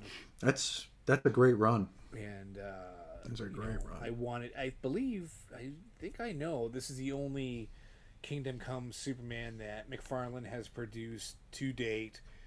There's not much there as far as accessories or anything. He just comes with a base and a couple extra hands. My I wife love has the just entered hands. the room right when I'm talking about action figures. I'm a grown man with toys. Yippee! I love you. Love you most. Did you hear that, ladies and gentlemen? She loves me. It's proof. But the most interesting thing about this fig, and I think this ties in and relates hands? to you, is the face hands? sculpt. Now, you happen to be a big fan of a show called Twin Peaks. Right? I do. I am. So I don't know the name of the character. I just know the actor. Of course, I've never really watched Twin Peaks, but I know him from other avenues. Is Kyle MacLachlan? Kyle MacLachlan. Yep. MacLachlan. Agent Ow, Dale ow. Cooper. There we go. Now, if you would kindly look upon the screen that is currently on the YouTube, if you don't see it, then I am bat woohoo crazy. We are the YouTube is very far behind what we're saying right now. This is redunk. This is crazy. Yeah. So let me look him up here. This is a McFarlane. No, you hold your horses. We have the technology, and we don't do it. Stop typing. Okay. Cut it out. Okay, You okay. know what? Check your phone. Check your phone coming in right now. It's coming Before I in wreck hot. my phone. No. Check yourself before you rickety wreck yourself. Look at that, big boy. And what do you see? What do you see? We're waiting. Yay? That's Nay? an ugly figure. Well, then you are calling Kyle McLaughlin. I don't. Man. I see a little bit. I see a Oh, little bit of get out of McLaughlin, Dodge. but that's an ugly figure, dude. Well, he Wow. looks constipated. He's upset. Someone got paid to make that. Yeah. Ugh. I sure as hell didn't get Ugh. paid to buy it. Ugh. That much I can guarantee. But yeah, just I don't know, man. I thought it was a spitting image. So the fact you're kind of like, I see it, I don't see it, I don't know, Dave, makes me feel bad.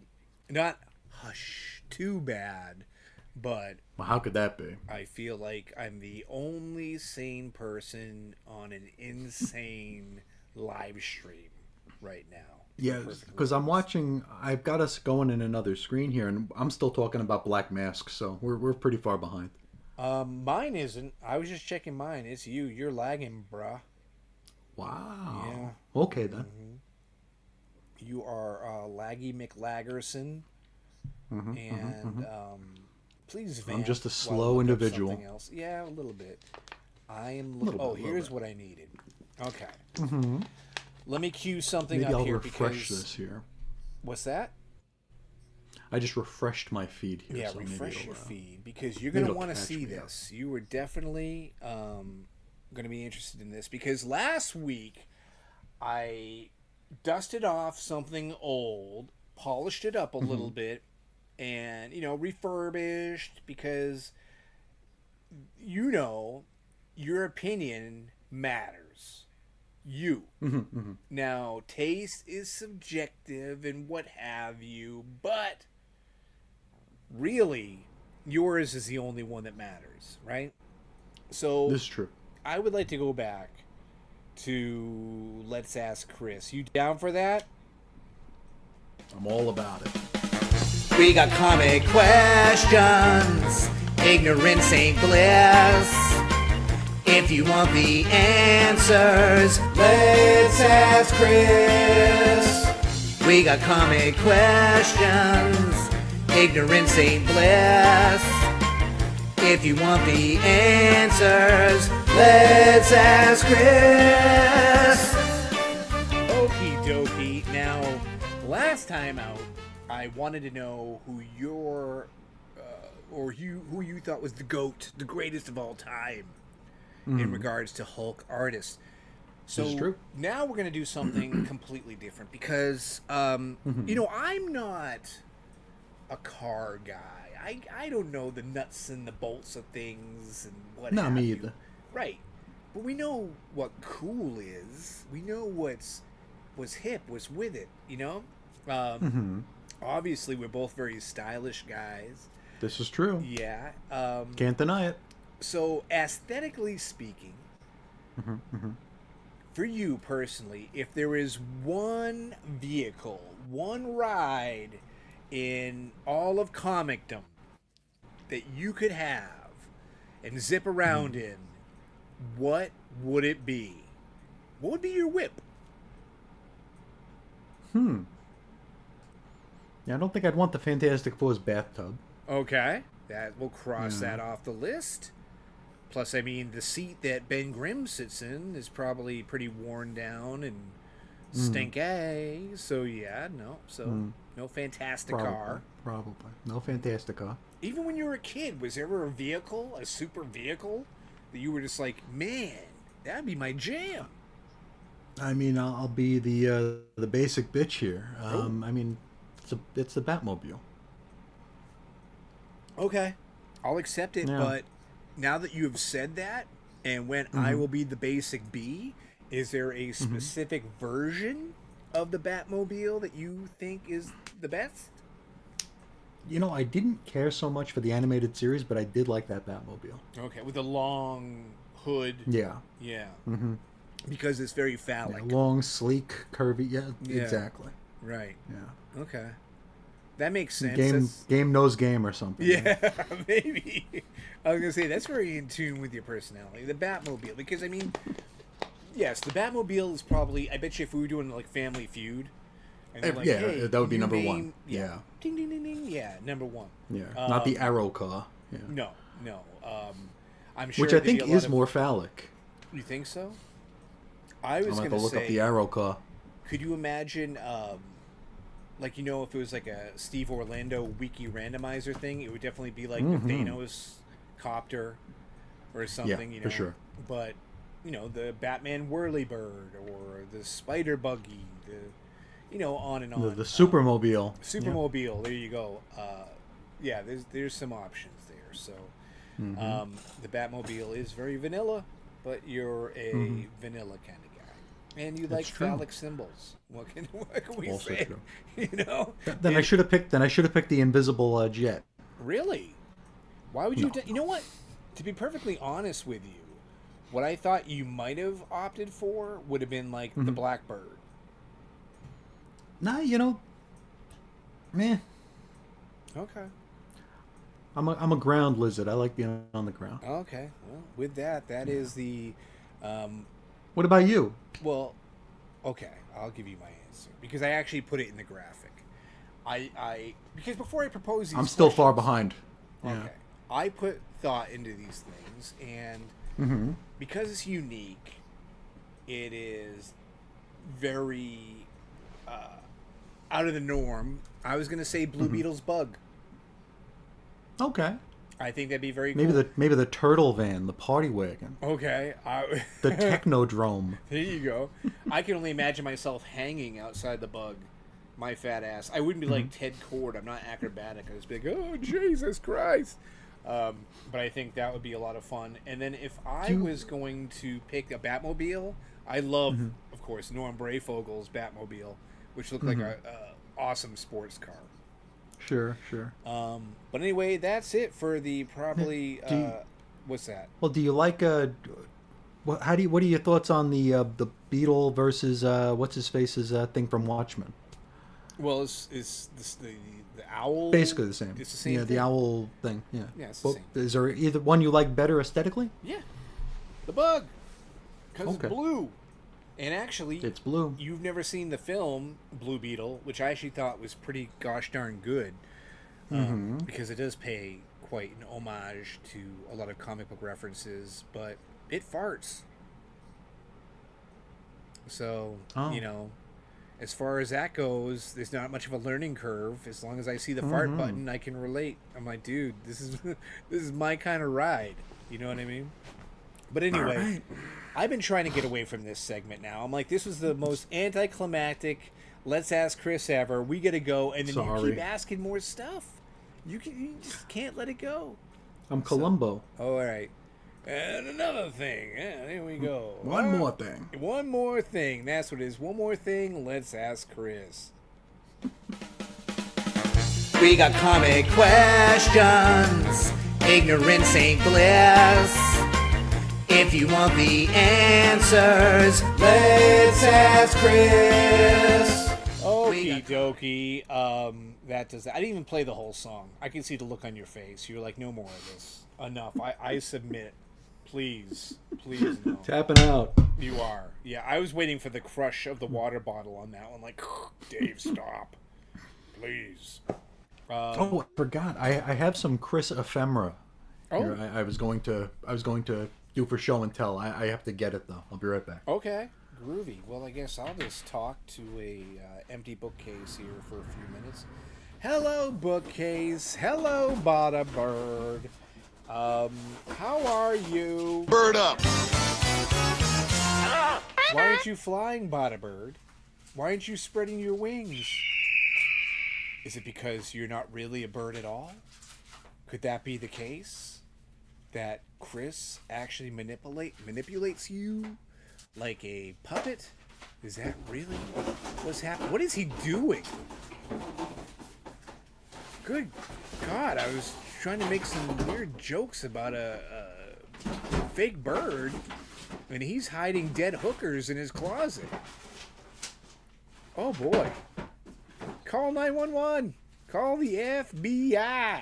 Chris is up to some hijinks and no good over there in the Zona. Oh, there he is. Oh, I'm boy. back. Okay, Okay. you're back. This is when I It think sounded like you were hiding bodies or something. I was. there. Yeah. Hello. No, I found this while I was doing my melancholic search for cosmic treadmill pins. Pills. Yes. Yes. I think Chris, you might like this Okay. because it's a photo of me, long time ago, with my very favorite wrestler on the planet, Oh, Bret yeah. the Hitman Hart. Bret the Hitman Hart's brother Bruce. Sure. Look how happy I am to meet him.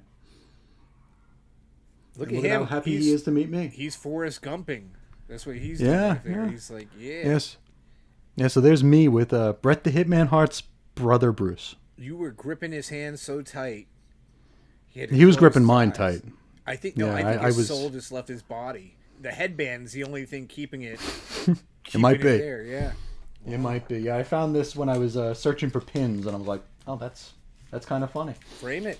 Put it on the desk. Yeah. Put it in the bookshelf. Yeah, That's but- what you need. It can go with Brutus and Valentine. Yeah. I was just actually when you walked away, I was talking about Bada Bird. So maybe put it next I to heard. Bada Bird. I did Yeah. hear that. Oh. Yeah, I heard about a bird. Okay. So, All right. yeah. Well, that's nice. It's very nice. Yeah. Okay. Yeah, it's memories.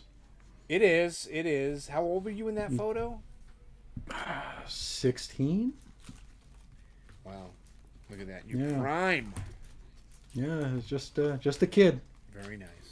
Yeah, Want and to here's move me on? with the ring announcer that night. Oh wait, you got more photos. I thought this was over. Yeah, there's Oh. me with the ring announcer. Look at how happy I am. You are. Yeah, You look Yeah. like you need help. You look like I did. yeah. Shock and awe. The face. I was shocked. I was awed. Oh yeah. Any more photos? What do you got there? I hear wrinkling Um, and crinkling. See, do I have anything else here? Nothing great. No, I think those are it. Yeah, and I mean that's like back in the day where we had to like go to like friggin' Genovese or CVS to have them developed. So it's like I you take that picture and then like 2 weeks later you get it back, Oh, I remember. and it's worth it, right? Yeah, well, that's why Polaroids were such a big deal. You're like, no, wait. Yeah. Weird, creepy guy developing my film, staring at my photos, doing God knows what. This is automatic. Seeing me and Bruce Hart. Yeah. And going, what the is going on here? What is this kid doing? He's crushing his hand. The only thing keeping the soul in Bruce Hart is his headband. Mm-hmm. All right, want to do some Bada Babble now? Does that sound Yeah, good? let's do it. All right, let's are do you it queued here. up? I know you were tapping. I am. All right, perfect. I am indeed. Great, that's But what I you need were to up move. I need to move us down here so it's out of Okay. the way. Move some things around, make it happen. Come Let me on. shrink our screen here because we're on this new fangled system here. So Yeah, I hope the video's been okay. I don't know. I don't know. We'll see. Oh, We'll find boy. out next week. Yeah, exactly. Alrighty. So our friend Chris Yu says, Oh, hello. "Hello, the Bada Bin Show. Hello. You guys really know how to build anticipation for an anniversary event. It was quite the roller coaster ride from Wednesday to Friday.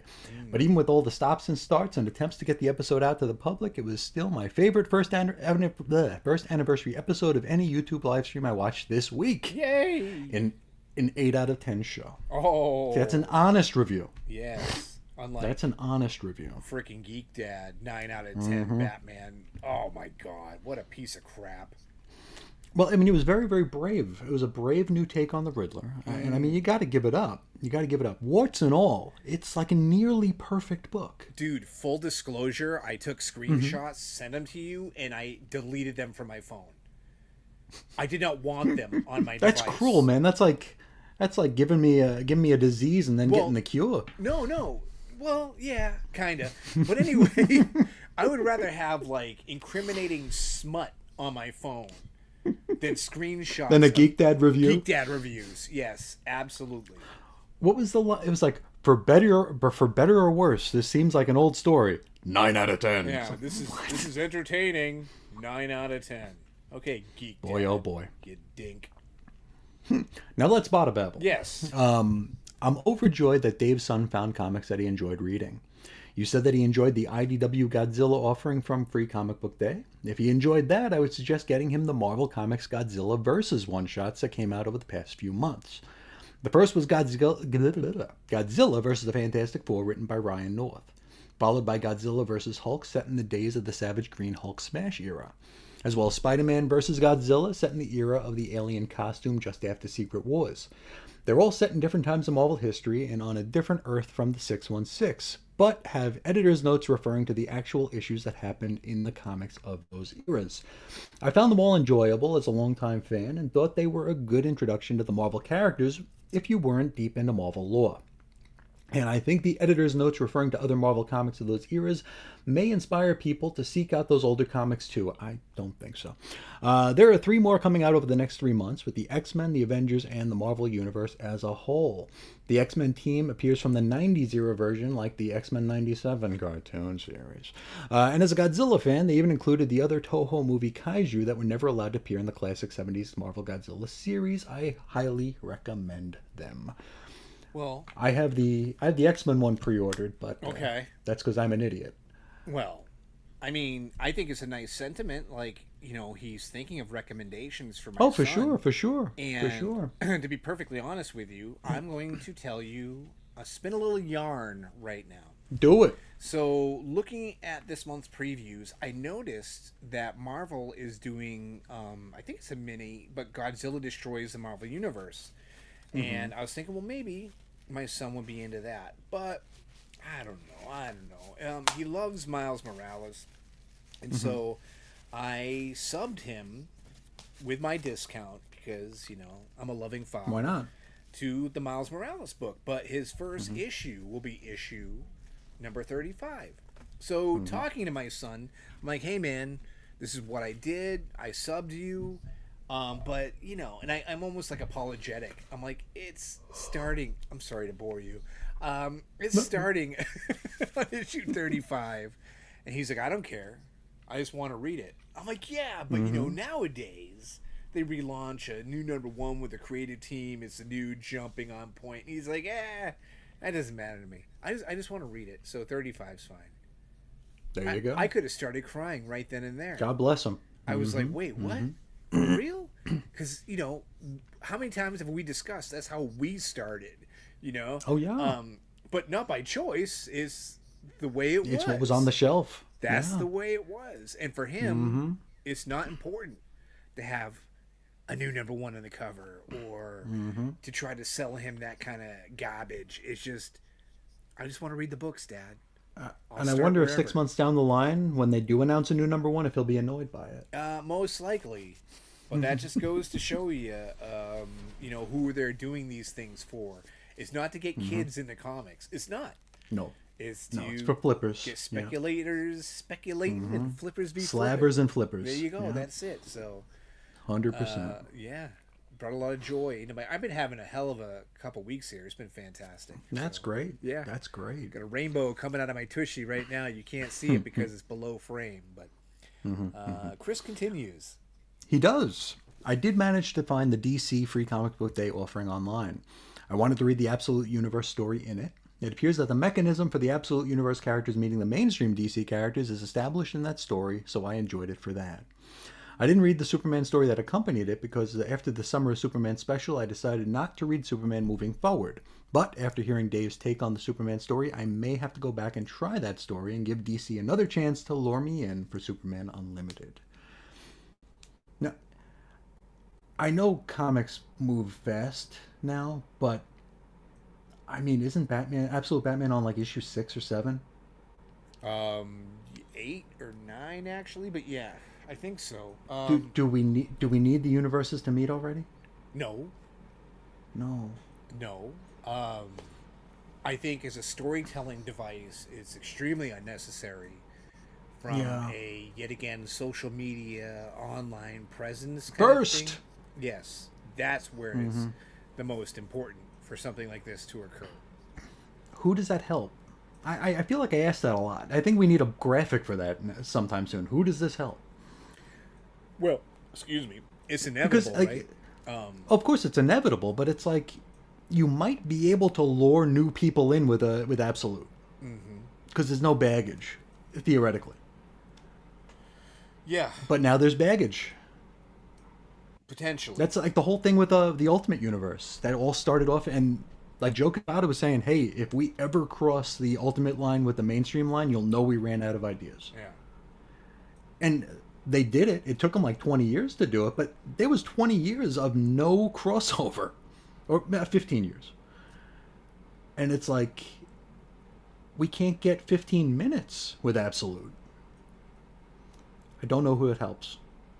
Again, Flippers and flippers and that's- slabbers, yeah, right? That's it in a nutshell. Because I think it's. I feel hypocritical a lot because there's some stories where I'm like, it needs room to breathe, or it should get to the point faster. So it's like, what do you want? Like, you're complaining. Well, I mean, every story is different, Right, but right. I feel like if you're building a universe, build the damn universe. Yeah, no, I agree. And You know? that's what I'm saying. I think Absolute needs more room to breathe, and It needs each to be- it title needs to- do its own thing. It needs to earn this. Yeah. It hasn't earned it. Yeah, it's like the what was it, Mirror Master. You need to earn it. This Yeah. is, I don't dig it. Anyway, Yes. Chris continues. Please. I wish Chris best of luck with the Love and Rockets reading project. I've always had a hard time finding interest in any comics that were not superhero related. It's something I can appreciate for its place in comics history, but I think I would. Oh, dude. What? I think I would rather read Heroes in Crisis instead of Love and Rockets, and I've never read either of them. Wow. No, my screen did not freeze. My face froze. Chris, you just got a homework assignment. Read Heroes in Crisis. Yeah, come back before you make such. Take two of those and call us in the morning. Yeah. He'll be calling his physician.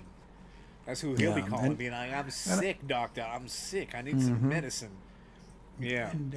And he's a Titans fan too. You like Wally? Well.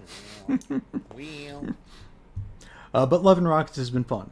Yeah. Yeah, I'm about halfway through that first one. I got the second one on its way, and I have the third one on my shelf right now. So Very good. it's moving forward. Chris, you continues. In trying to name the greatest Hulk artist of all time, the first name that came to mind was the same as Chris, Gary Frank. And that would have been my pick if I hadn't been reading The Incredible Hulk from the mid-'80s lately. Issues 272 to 300. I always wanted to read the era when Bruce Banner was in control of the Hulk transformation and would retain his full intelligence as the Hulk. The Hulk from the first Secret Wars. And because of that, the new appreciation of the work of Sal Buscema on the Hulk. So I'm going with Sal Buscema as my pick for the greatest Hulk artist of all time. But since Dave never gave his pick for greatest Hulk artist, I would like to know who he thinks the greatest Hulk artist is. Well, first off, I think Sal was an excellent choice. I mean, since we're only going with one, I would say if you had like a list top 5, Sal would be sandwiched in there somewhere. Iconic for sure. Oh, without a doubt. I mean, you Yeah. kidding me? And then the other thing about him was he transcended the writing. You know what I mean? So that in itself is kind of, well, nowadays completely foreign and you wouldn't see it. Yeah. But Yeah. I mean, different writers pop on and he's still all reliable. Sure. Plus, I mean, Sal, I loved his Spectacular Spider-Man. His Hulk was incredible. Pun intended. Actually, that just slipped out, so it wasn't intended pun, accidental pun. But anyway, I did put some thought into this last week before I proposed the question to you, because I was thinking, like, there's certain Hulk artists that invoke an emotional response the moment I see them. Now, Jeff Purves is a guy I've brought up here on this humble little program we call Badabinshow as being an all-time favorite. Albeit he was extremely inker dependent. But even with weak inking, if I open a Jeff Purves era book, it's like a time machine. It sucks me in, brings me for sure. back, and for some folks that might be like Herb Trimp, you know what I mean, who is Yeah. a long celebrated Hulk artist, but an artist that I don't particularly care for. So that would be like the first instinct. Well, Dave, you got to go with Purves. You got to go with Purves. But really, I think because it's tapping into the same vein of those really heavy, happy, nostalgic vibes, yet the quality was off the charts, is the artist that I thought you were going to say last week in the form of Keown? Dale Keown. Yeah. If you look at Dale Keown's Hulk stuff, man, Incomparable. dude, Yeah. just firing Whole on different all level. cylinders. And I mean, we're looking at like blotchy newsprint. You know, the quality of the paper and the printing was, Sure. was different. And I know we're only going back as far as the early 90s here, but wow. I can see a lot of people even citing, albeit a very short run, but you know, he had done the Hulk in other books, but John Byrne, because of how big and, you know, just chunky and meaty he made the Hulk look. But again, we could be naming artists all the way through the evening, but for me, really, it was Keown or Purves. And Purves beats Keown in so many different areas for me, but as far as just talented artistry, it's got to be Keown. It's a good pick. Definitely a good That's pick. what I thought your pick was going to be, but you blew it. I mean, there are very few bad picks, you know, and there's a lot of good Hulk out there, There is. for sure. And a lot of bad. Chris can... Oh. Yes. Sorry. Well. As to Dave's question about buying the Question All Along the Watchtower trade, well, if you're an Eradicator completionist and you can get the trade at a good discount, go ahead and pick it up. He is indeed in the series. But if you're interested in following a story of Renee Montoya as the Question and her the sheriff of the JLU Watchtower, give it a pass till you find it in the 50-cent bin. Because it will be there. Okay. I wouldn't be surprised if it wasn't there already.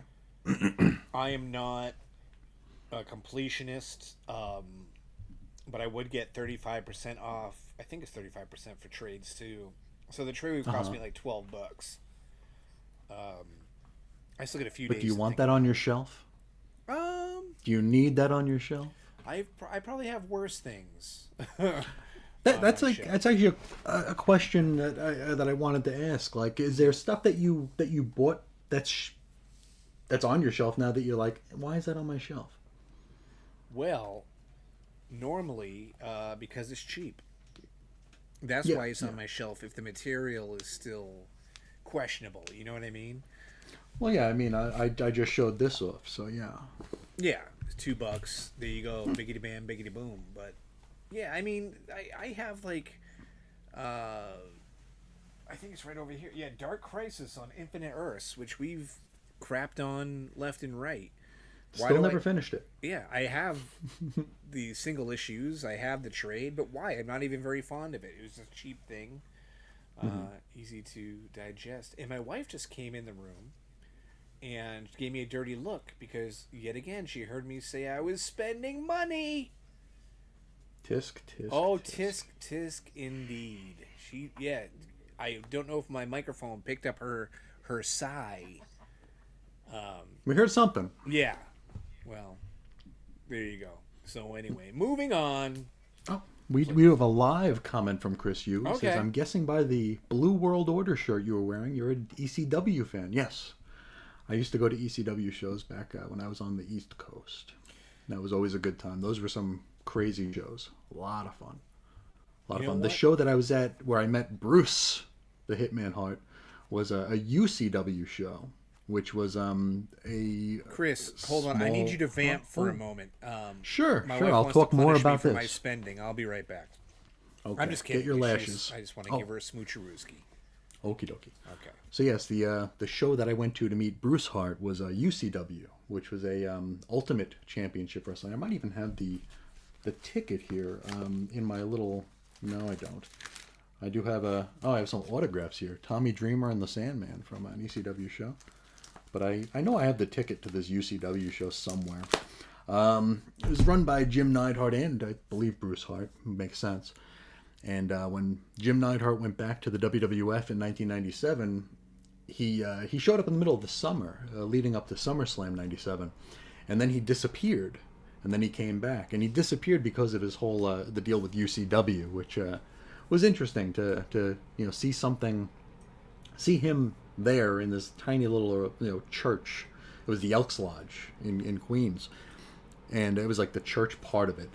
And then seeing him on Raw, and then seeing him back in the small thing, and then back on Raw, and then onto pay-per-views and whatnot. So interesting times, I guess. But I think that's probably all I got to say about that. Unless there's any more comments there, no. Okay, so Chris Yu wraps up by saying that he's glad we enjoyed the pins. He wanted to give us something physical that we could look back on in the future and say, I remember when I did that show. It's just a little piece of Bada Bin ephemera for your collections. And I love it. I love it. One of the things, like I was talking about earlier with Reggie, we had those enamel pins. We wanted to give the listeners, the patrons, actually, this is why we got them, is for the Patreon, because we didn't like how people would start Patreons and not do anything. They wouldn't make content, and they also wouldn't give anything back. So we wanted to actually give people something physical that they can have. And so we did that. And when Reggie passed, I put an open call out for anybody who might want an enamel pin, because about a month after he passed, I got a box full of stuff. I got the entire, American comic book history thing here from Tomorrow's. That was his. I have a Swamp Thing statue that was his. A couple of books that we used for research, and a bag of these enamel pins. There are probably over 100 of them in there, and then it really weighed the box down. It was very interesting. I'm like, what is in this box? So, yes, I have an affinity for pins, so we definitely appreciate the pin that Chris Hughes sent. But Dave's back now, I think. Hello. Hey, Norman. so we are done. We're done here. Chris wrapped up by saying he's glad that we enjoyed our pins. Yes, I love them. Thank you so much. Like I said, mine, I stuck it in a magnet and put it on the cabinet here. Now, since I Jesse, what's that? Jesse says here that his Cosmic Treadmill pin is still on the backpack he uses when he travels. So it'll probably be in Tucson. There we go. Very cool. Very nice, cool. Indeed. Excuse me. I wanted to ask you something, because before I got up there, go give my wife some smoocherooskies and ask her what she's feeding me for tonight, because some din, yes. I heard you talking about the wrestling and your apparel. Yeah. And something as a casual observer was, I do recall there was a period of time where WWF or E was threatened, and this always happens throughout the history of wrestling, right? There's an upstart league or whatever, or federation coming to steal their thunder, and AEW for a period of time was the next one up. Now, crushing them bottles, crush them like Quinn. So their stars got bought by WWE, and they went over there, and so I assumed, again, I haven't watched a minute of wrestling in 30 years, that it was done. But I just saw a commercial. AEW's on like HBO Max or some other streamer. What is going? Are they still like? They're still around. Getting ratings, or do they sink Their ratings down? are in the toilet, but they're around still. Oh, okay. Yeah. Well, is WCW still around? No, they've been gone for 24 years. Well, there you go. That's how much I know. You know what I mean? But yeah, I was surprised. I'm like, I thought their dudes all jumped ship and got absorbed. Now, some of them did. Some of them did. It was like DC buying Charlton or something. Mm-hmm. Yeah. All right. So do you watch AEW? No. No. Because that's sucky. I barely watch any wrestling. I watch the big shows, basically. Okay. I can't. I try to sit down for like the weekly stuff, and it's just so dull. Really? Oh, Yeah. okay. Yeah. So it's going to be a big pay-per-view thing for you to sit up Gotta, and go. yeah. It's got to be a pay-per-view, or I send it back. Okay. All right, groovy. All right, that was probably the only time I'm going to ask you about wrestling over the span of the next year and a half. So Okay. I'll take it. Enjoy it, bubs. I did. I took it in. All right, but anyway, yes, thank you to Chris Yu for the pin and his patronage. Absolutely. As the number one OG Badabinian. Mm-hmm. If you care to join him, we do kind of get random messages from time to time, but you can always ask us a question or tell us Oh yeah. your deepest, darkest fears at badabinshow at gmail.com. So there you go. There you have it. I think that's all I had cooking as far as I think so. subject matter for today. So, oh, you know what? No, I'm not done. I'm not done at all because I just made a major life decision. And yes, You're gonna order action no, action has been canceled. officially. I'm not It's getting it. it's past the time. It's It's cut. See you later, alligator. Dunsky. Dunsky. There's still one more issue coming to me, so I will do another cancellation update review. Maybe next Not week. my wife. You vamp for a bit. Okay, Right back. great. All of our better halves, our ball and chains, are summoning us to. They're probably saying, "Cut it out with this live stream crap. What's the matter with you? You're grown men talking about comics and wrestling and figures." But anyway, life choices—they're important. It's a big deal. So I recently went to the doctor, and the doctor looked at me in the eyes and, well, up and down first for my physical, and said, "Dave, you're so friggin' fat, dude. What's the matter with you? You know those pumpkins that are all nice and ripe and beautiful prior to Halloween, and you color them, you paint them, you carve them, and you know how they look a month later? You're a month-old pumpkin, you fool." And I'm like, wow. You know what? She's not wrong. No, not at all. So some changes need to be made. I gained some weight.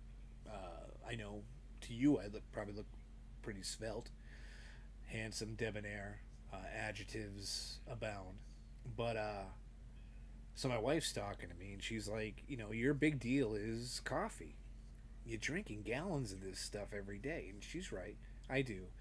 So I don't use sugar in my coffee. I use like stevia or Splenda, you know, sugar substitutes, which nowadays are just as good as the real thing, if not better. But I will have to switch over to a fat-free creamer. Now, me and my son, as he's been reading more comics, I decided to play video games with him. He has also recently become, much to my glee, a Boston Celtics fan. Now, the season isn't going as well as we hoped, but he's been watching the games with me. It's been fantastic. I am literally on cloud nine with that and the comic stuff. It's like unbelievably awesome.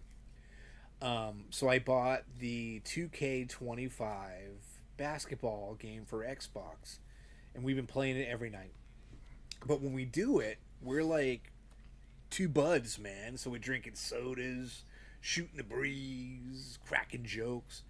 And I bought him his preferred soda. But me, what I did was I bought, and Chris is going to love this because I have made fun of him for so long with his choice of beverage. LaCroix? No, but I got zero sugar Dr. Pepper. Hey. Yeah. Can you taste the difference? Yeah. Yeah. A little got bit. The aspartame or whatever the hell rat Aspartame. poison that's in it. Yeah. Deet. You were sitting right now so low. You look like a drowning. There we go. Let's get you out of the water. Bounce up like the buoy. There you go.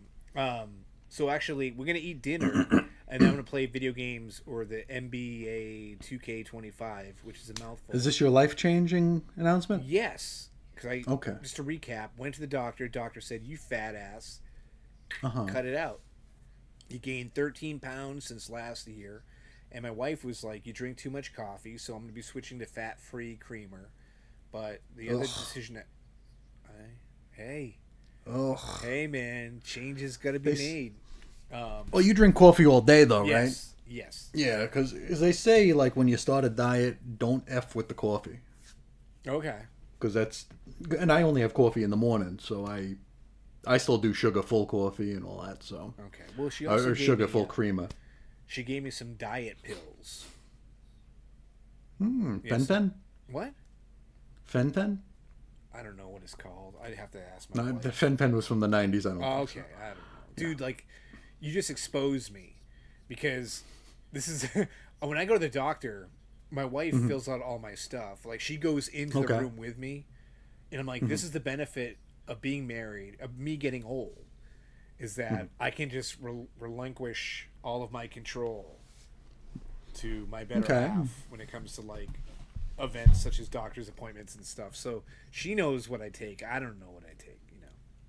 But yeah, so I haven't taken those yet, but I have them. They're on my person.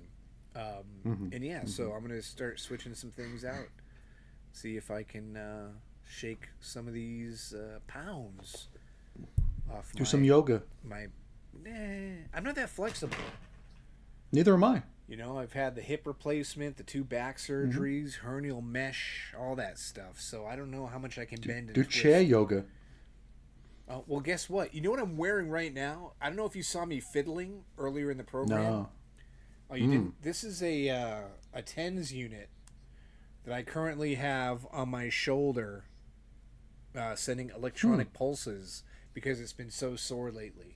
So there you go. Good grief. Good grief indeed. You're It feels falling great. apart. It feels great. Oh, good. You know, but yoga,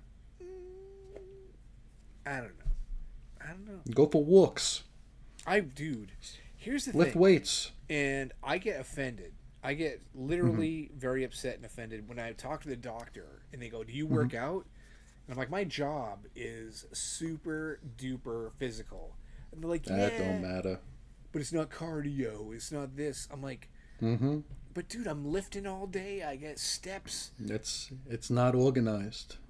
You know what? No, I can't believe that. I can't. Dude, I dropped 100 pounds. I can't believe it. You know what?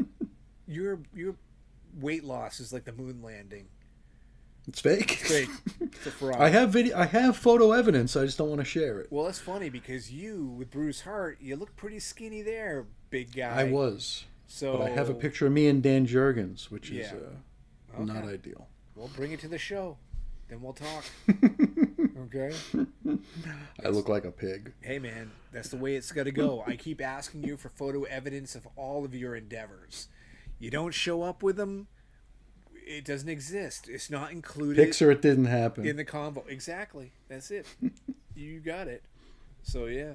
And, you know, we're talking quinoa and salads and this and that. Quinoa's great. Yeah, well, the other thing is Quinoa's good. my eating habits are terrible.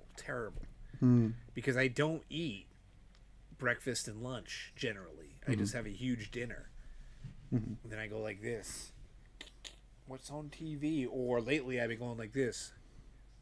Oh, man, I'm losing so bad. I suck at video games, man. That's it. So, Just got to cut sugar and you're good. yeah, well, I'm starting. I'm trying. Good man. I get a bunch of boxes of Cadbury cream eggs in my freezer that will remain untouched until June 18th, 2025. Because that's my birthday. So, yeah. All right, Chris. What do you say? We get out of here, go live our respective lives, because our wives have already been knocking on the door. It's true. Saying, what are you guys up to in there? Enough is enough. Back to your family, back to your life. So hopefully we've entertained the fine folks out there for We've talked a lot. almost 3 hours. Yes. We've talked a lot, for sure. That we can say as a fact. We have Yes. talked a lot. But we covered a lot of areas, a lot of bases here. So We did. it's We a did. good Very fruitful episode. Yes. Yes, indeed. I definitely want to thank Chris Yu for writing in. Bada, Bada bought you kind of loud. Ooh. A little aggro there. Yeah. Thanks to Jesse DeYoung for hanging out with us too. Right on. Really good seeing you again. Appreciate it. Bada Bird, thank you for keeping the bat book safe out there. Bird up. There he is. Defying gravity. Hanging upside down like a bat. Defying gravity. But yes, it's been a hoot nanny, and we will be back next week.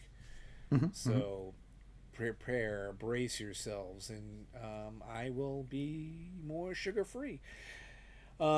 Chris, what do you want to say to the masses before we beat the street? Have a great weekend, everybody. Here we go. Adios. See ya. Bye-bye. Auf Wiedersehen.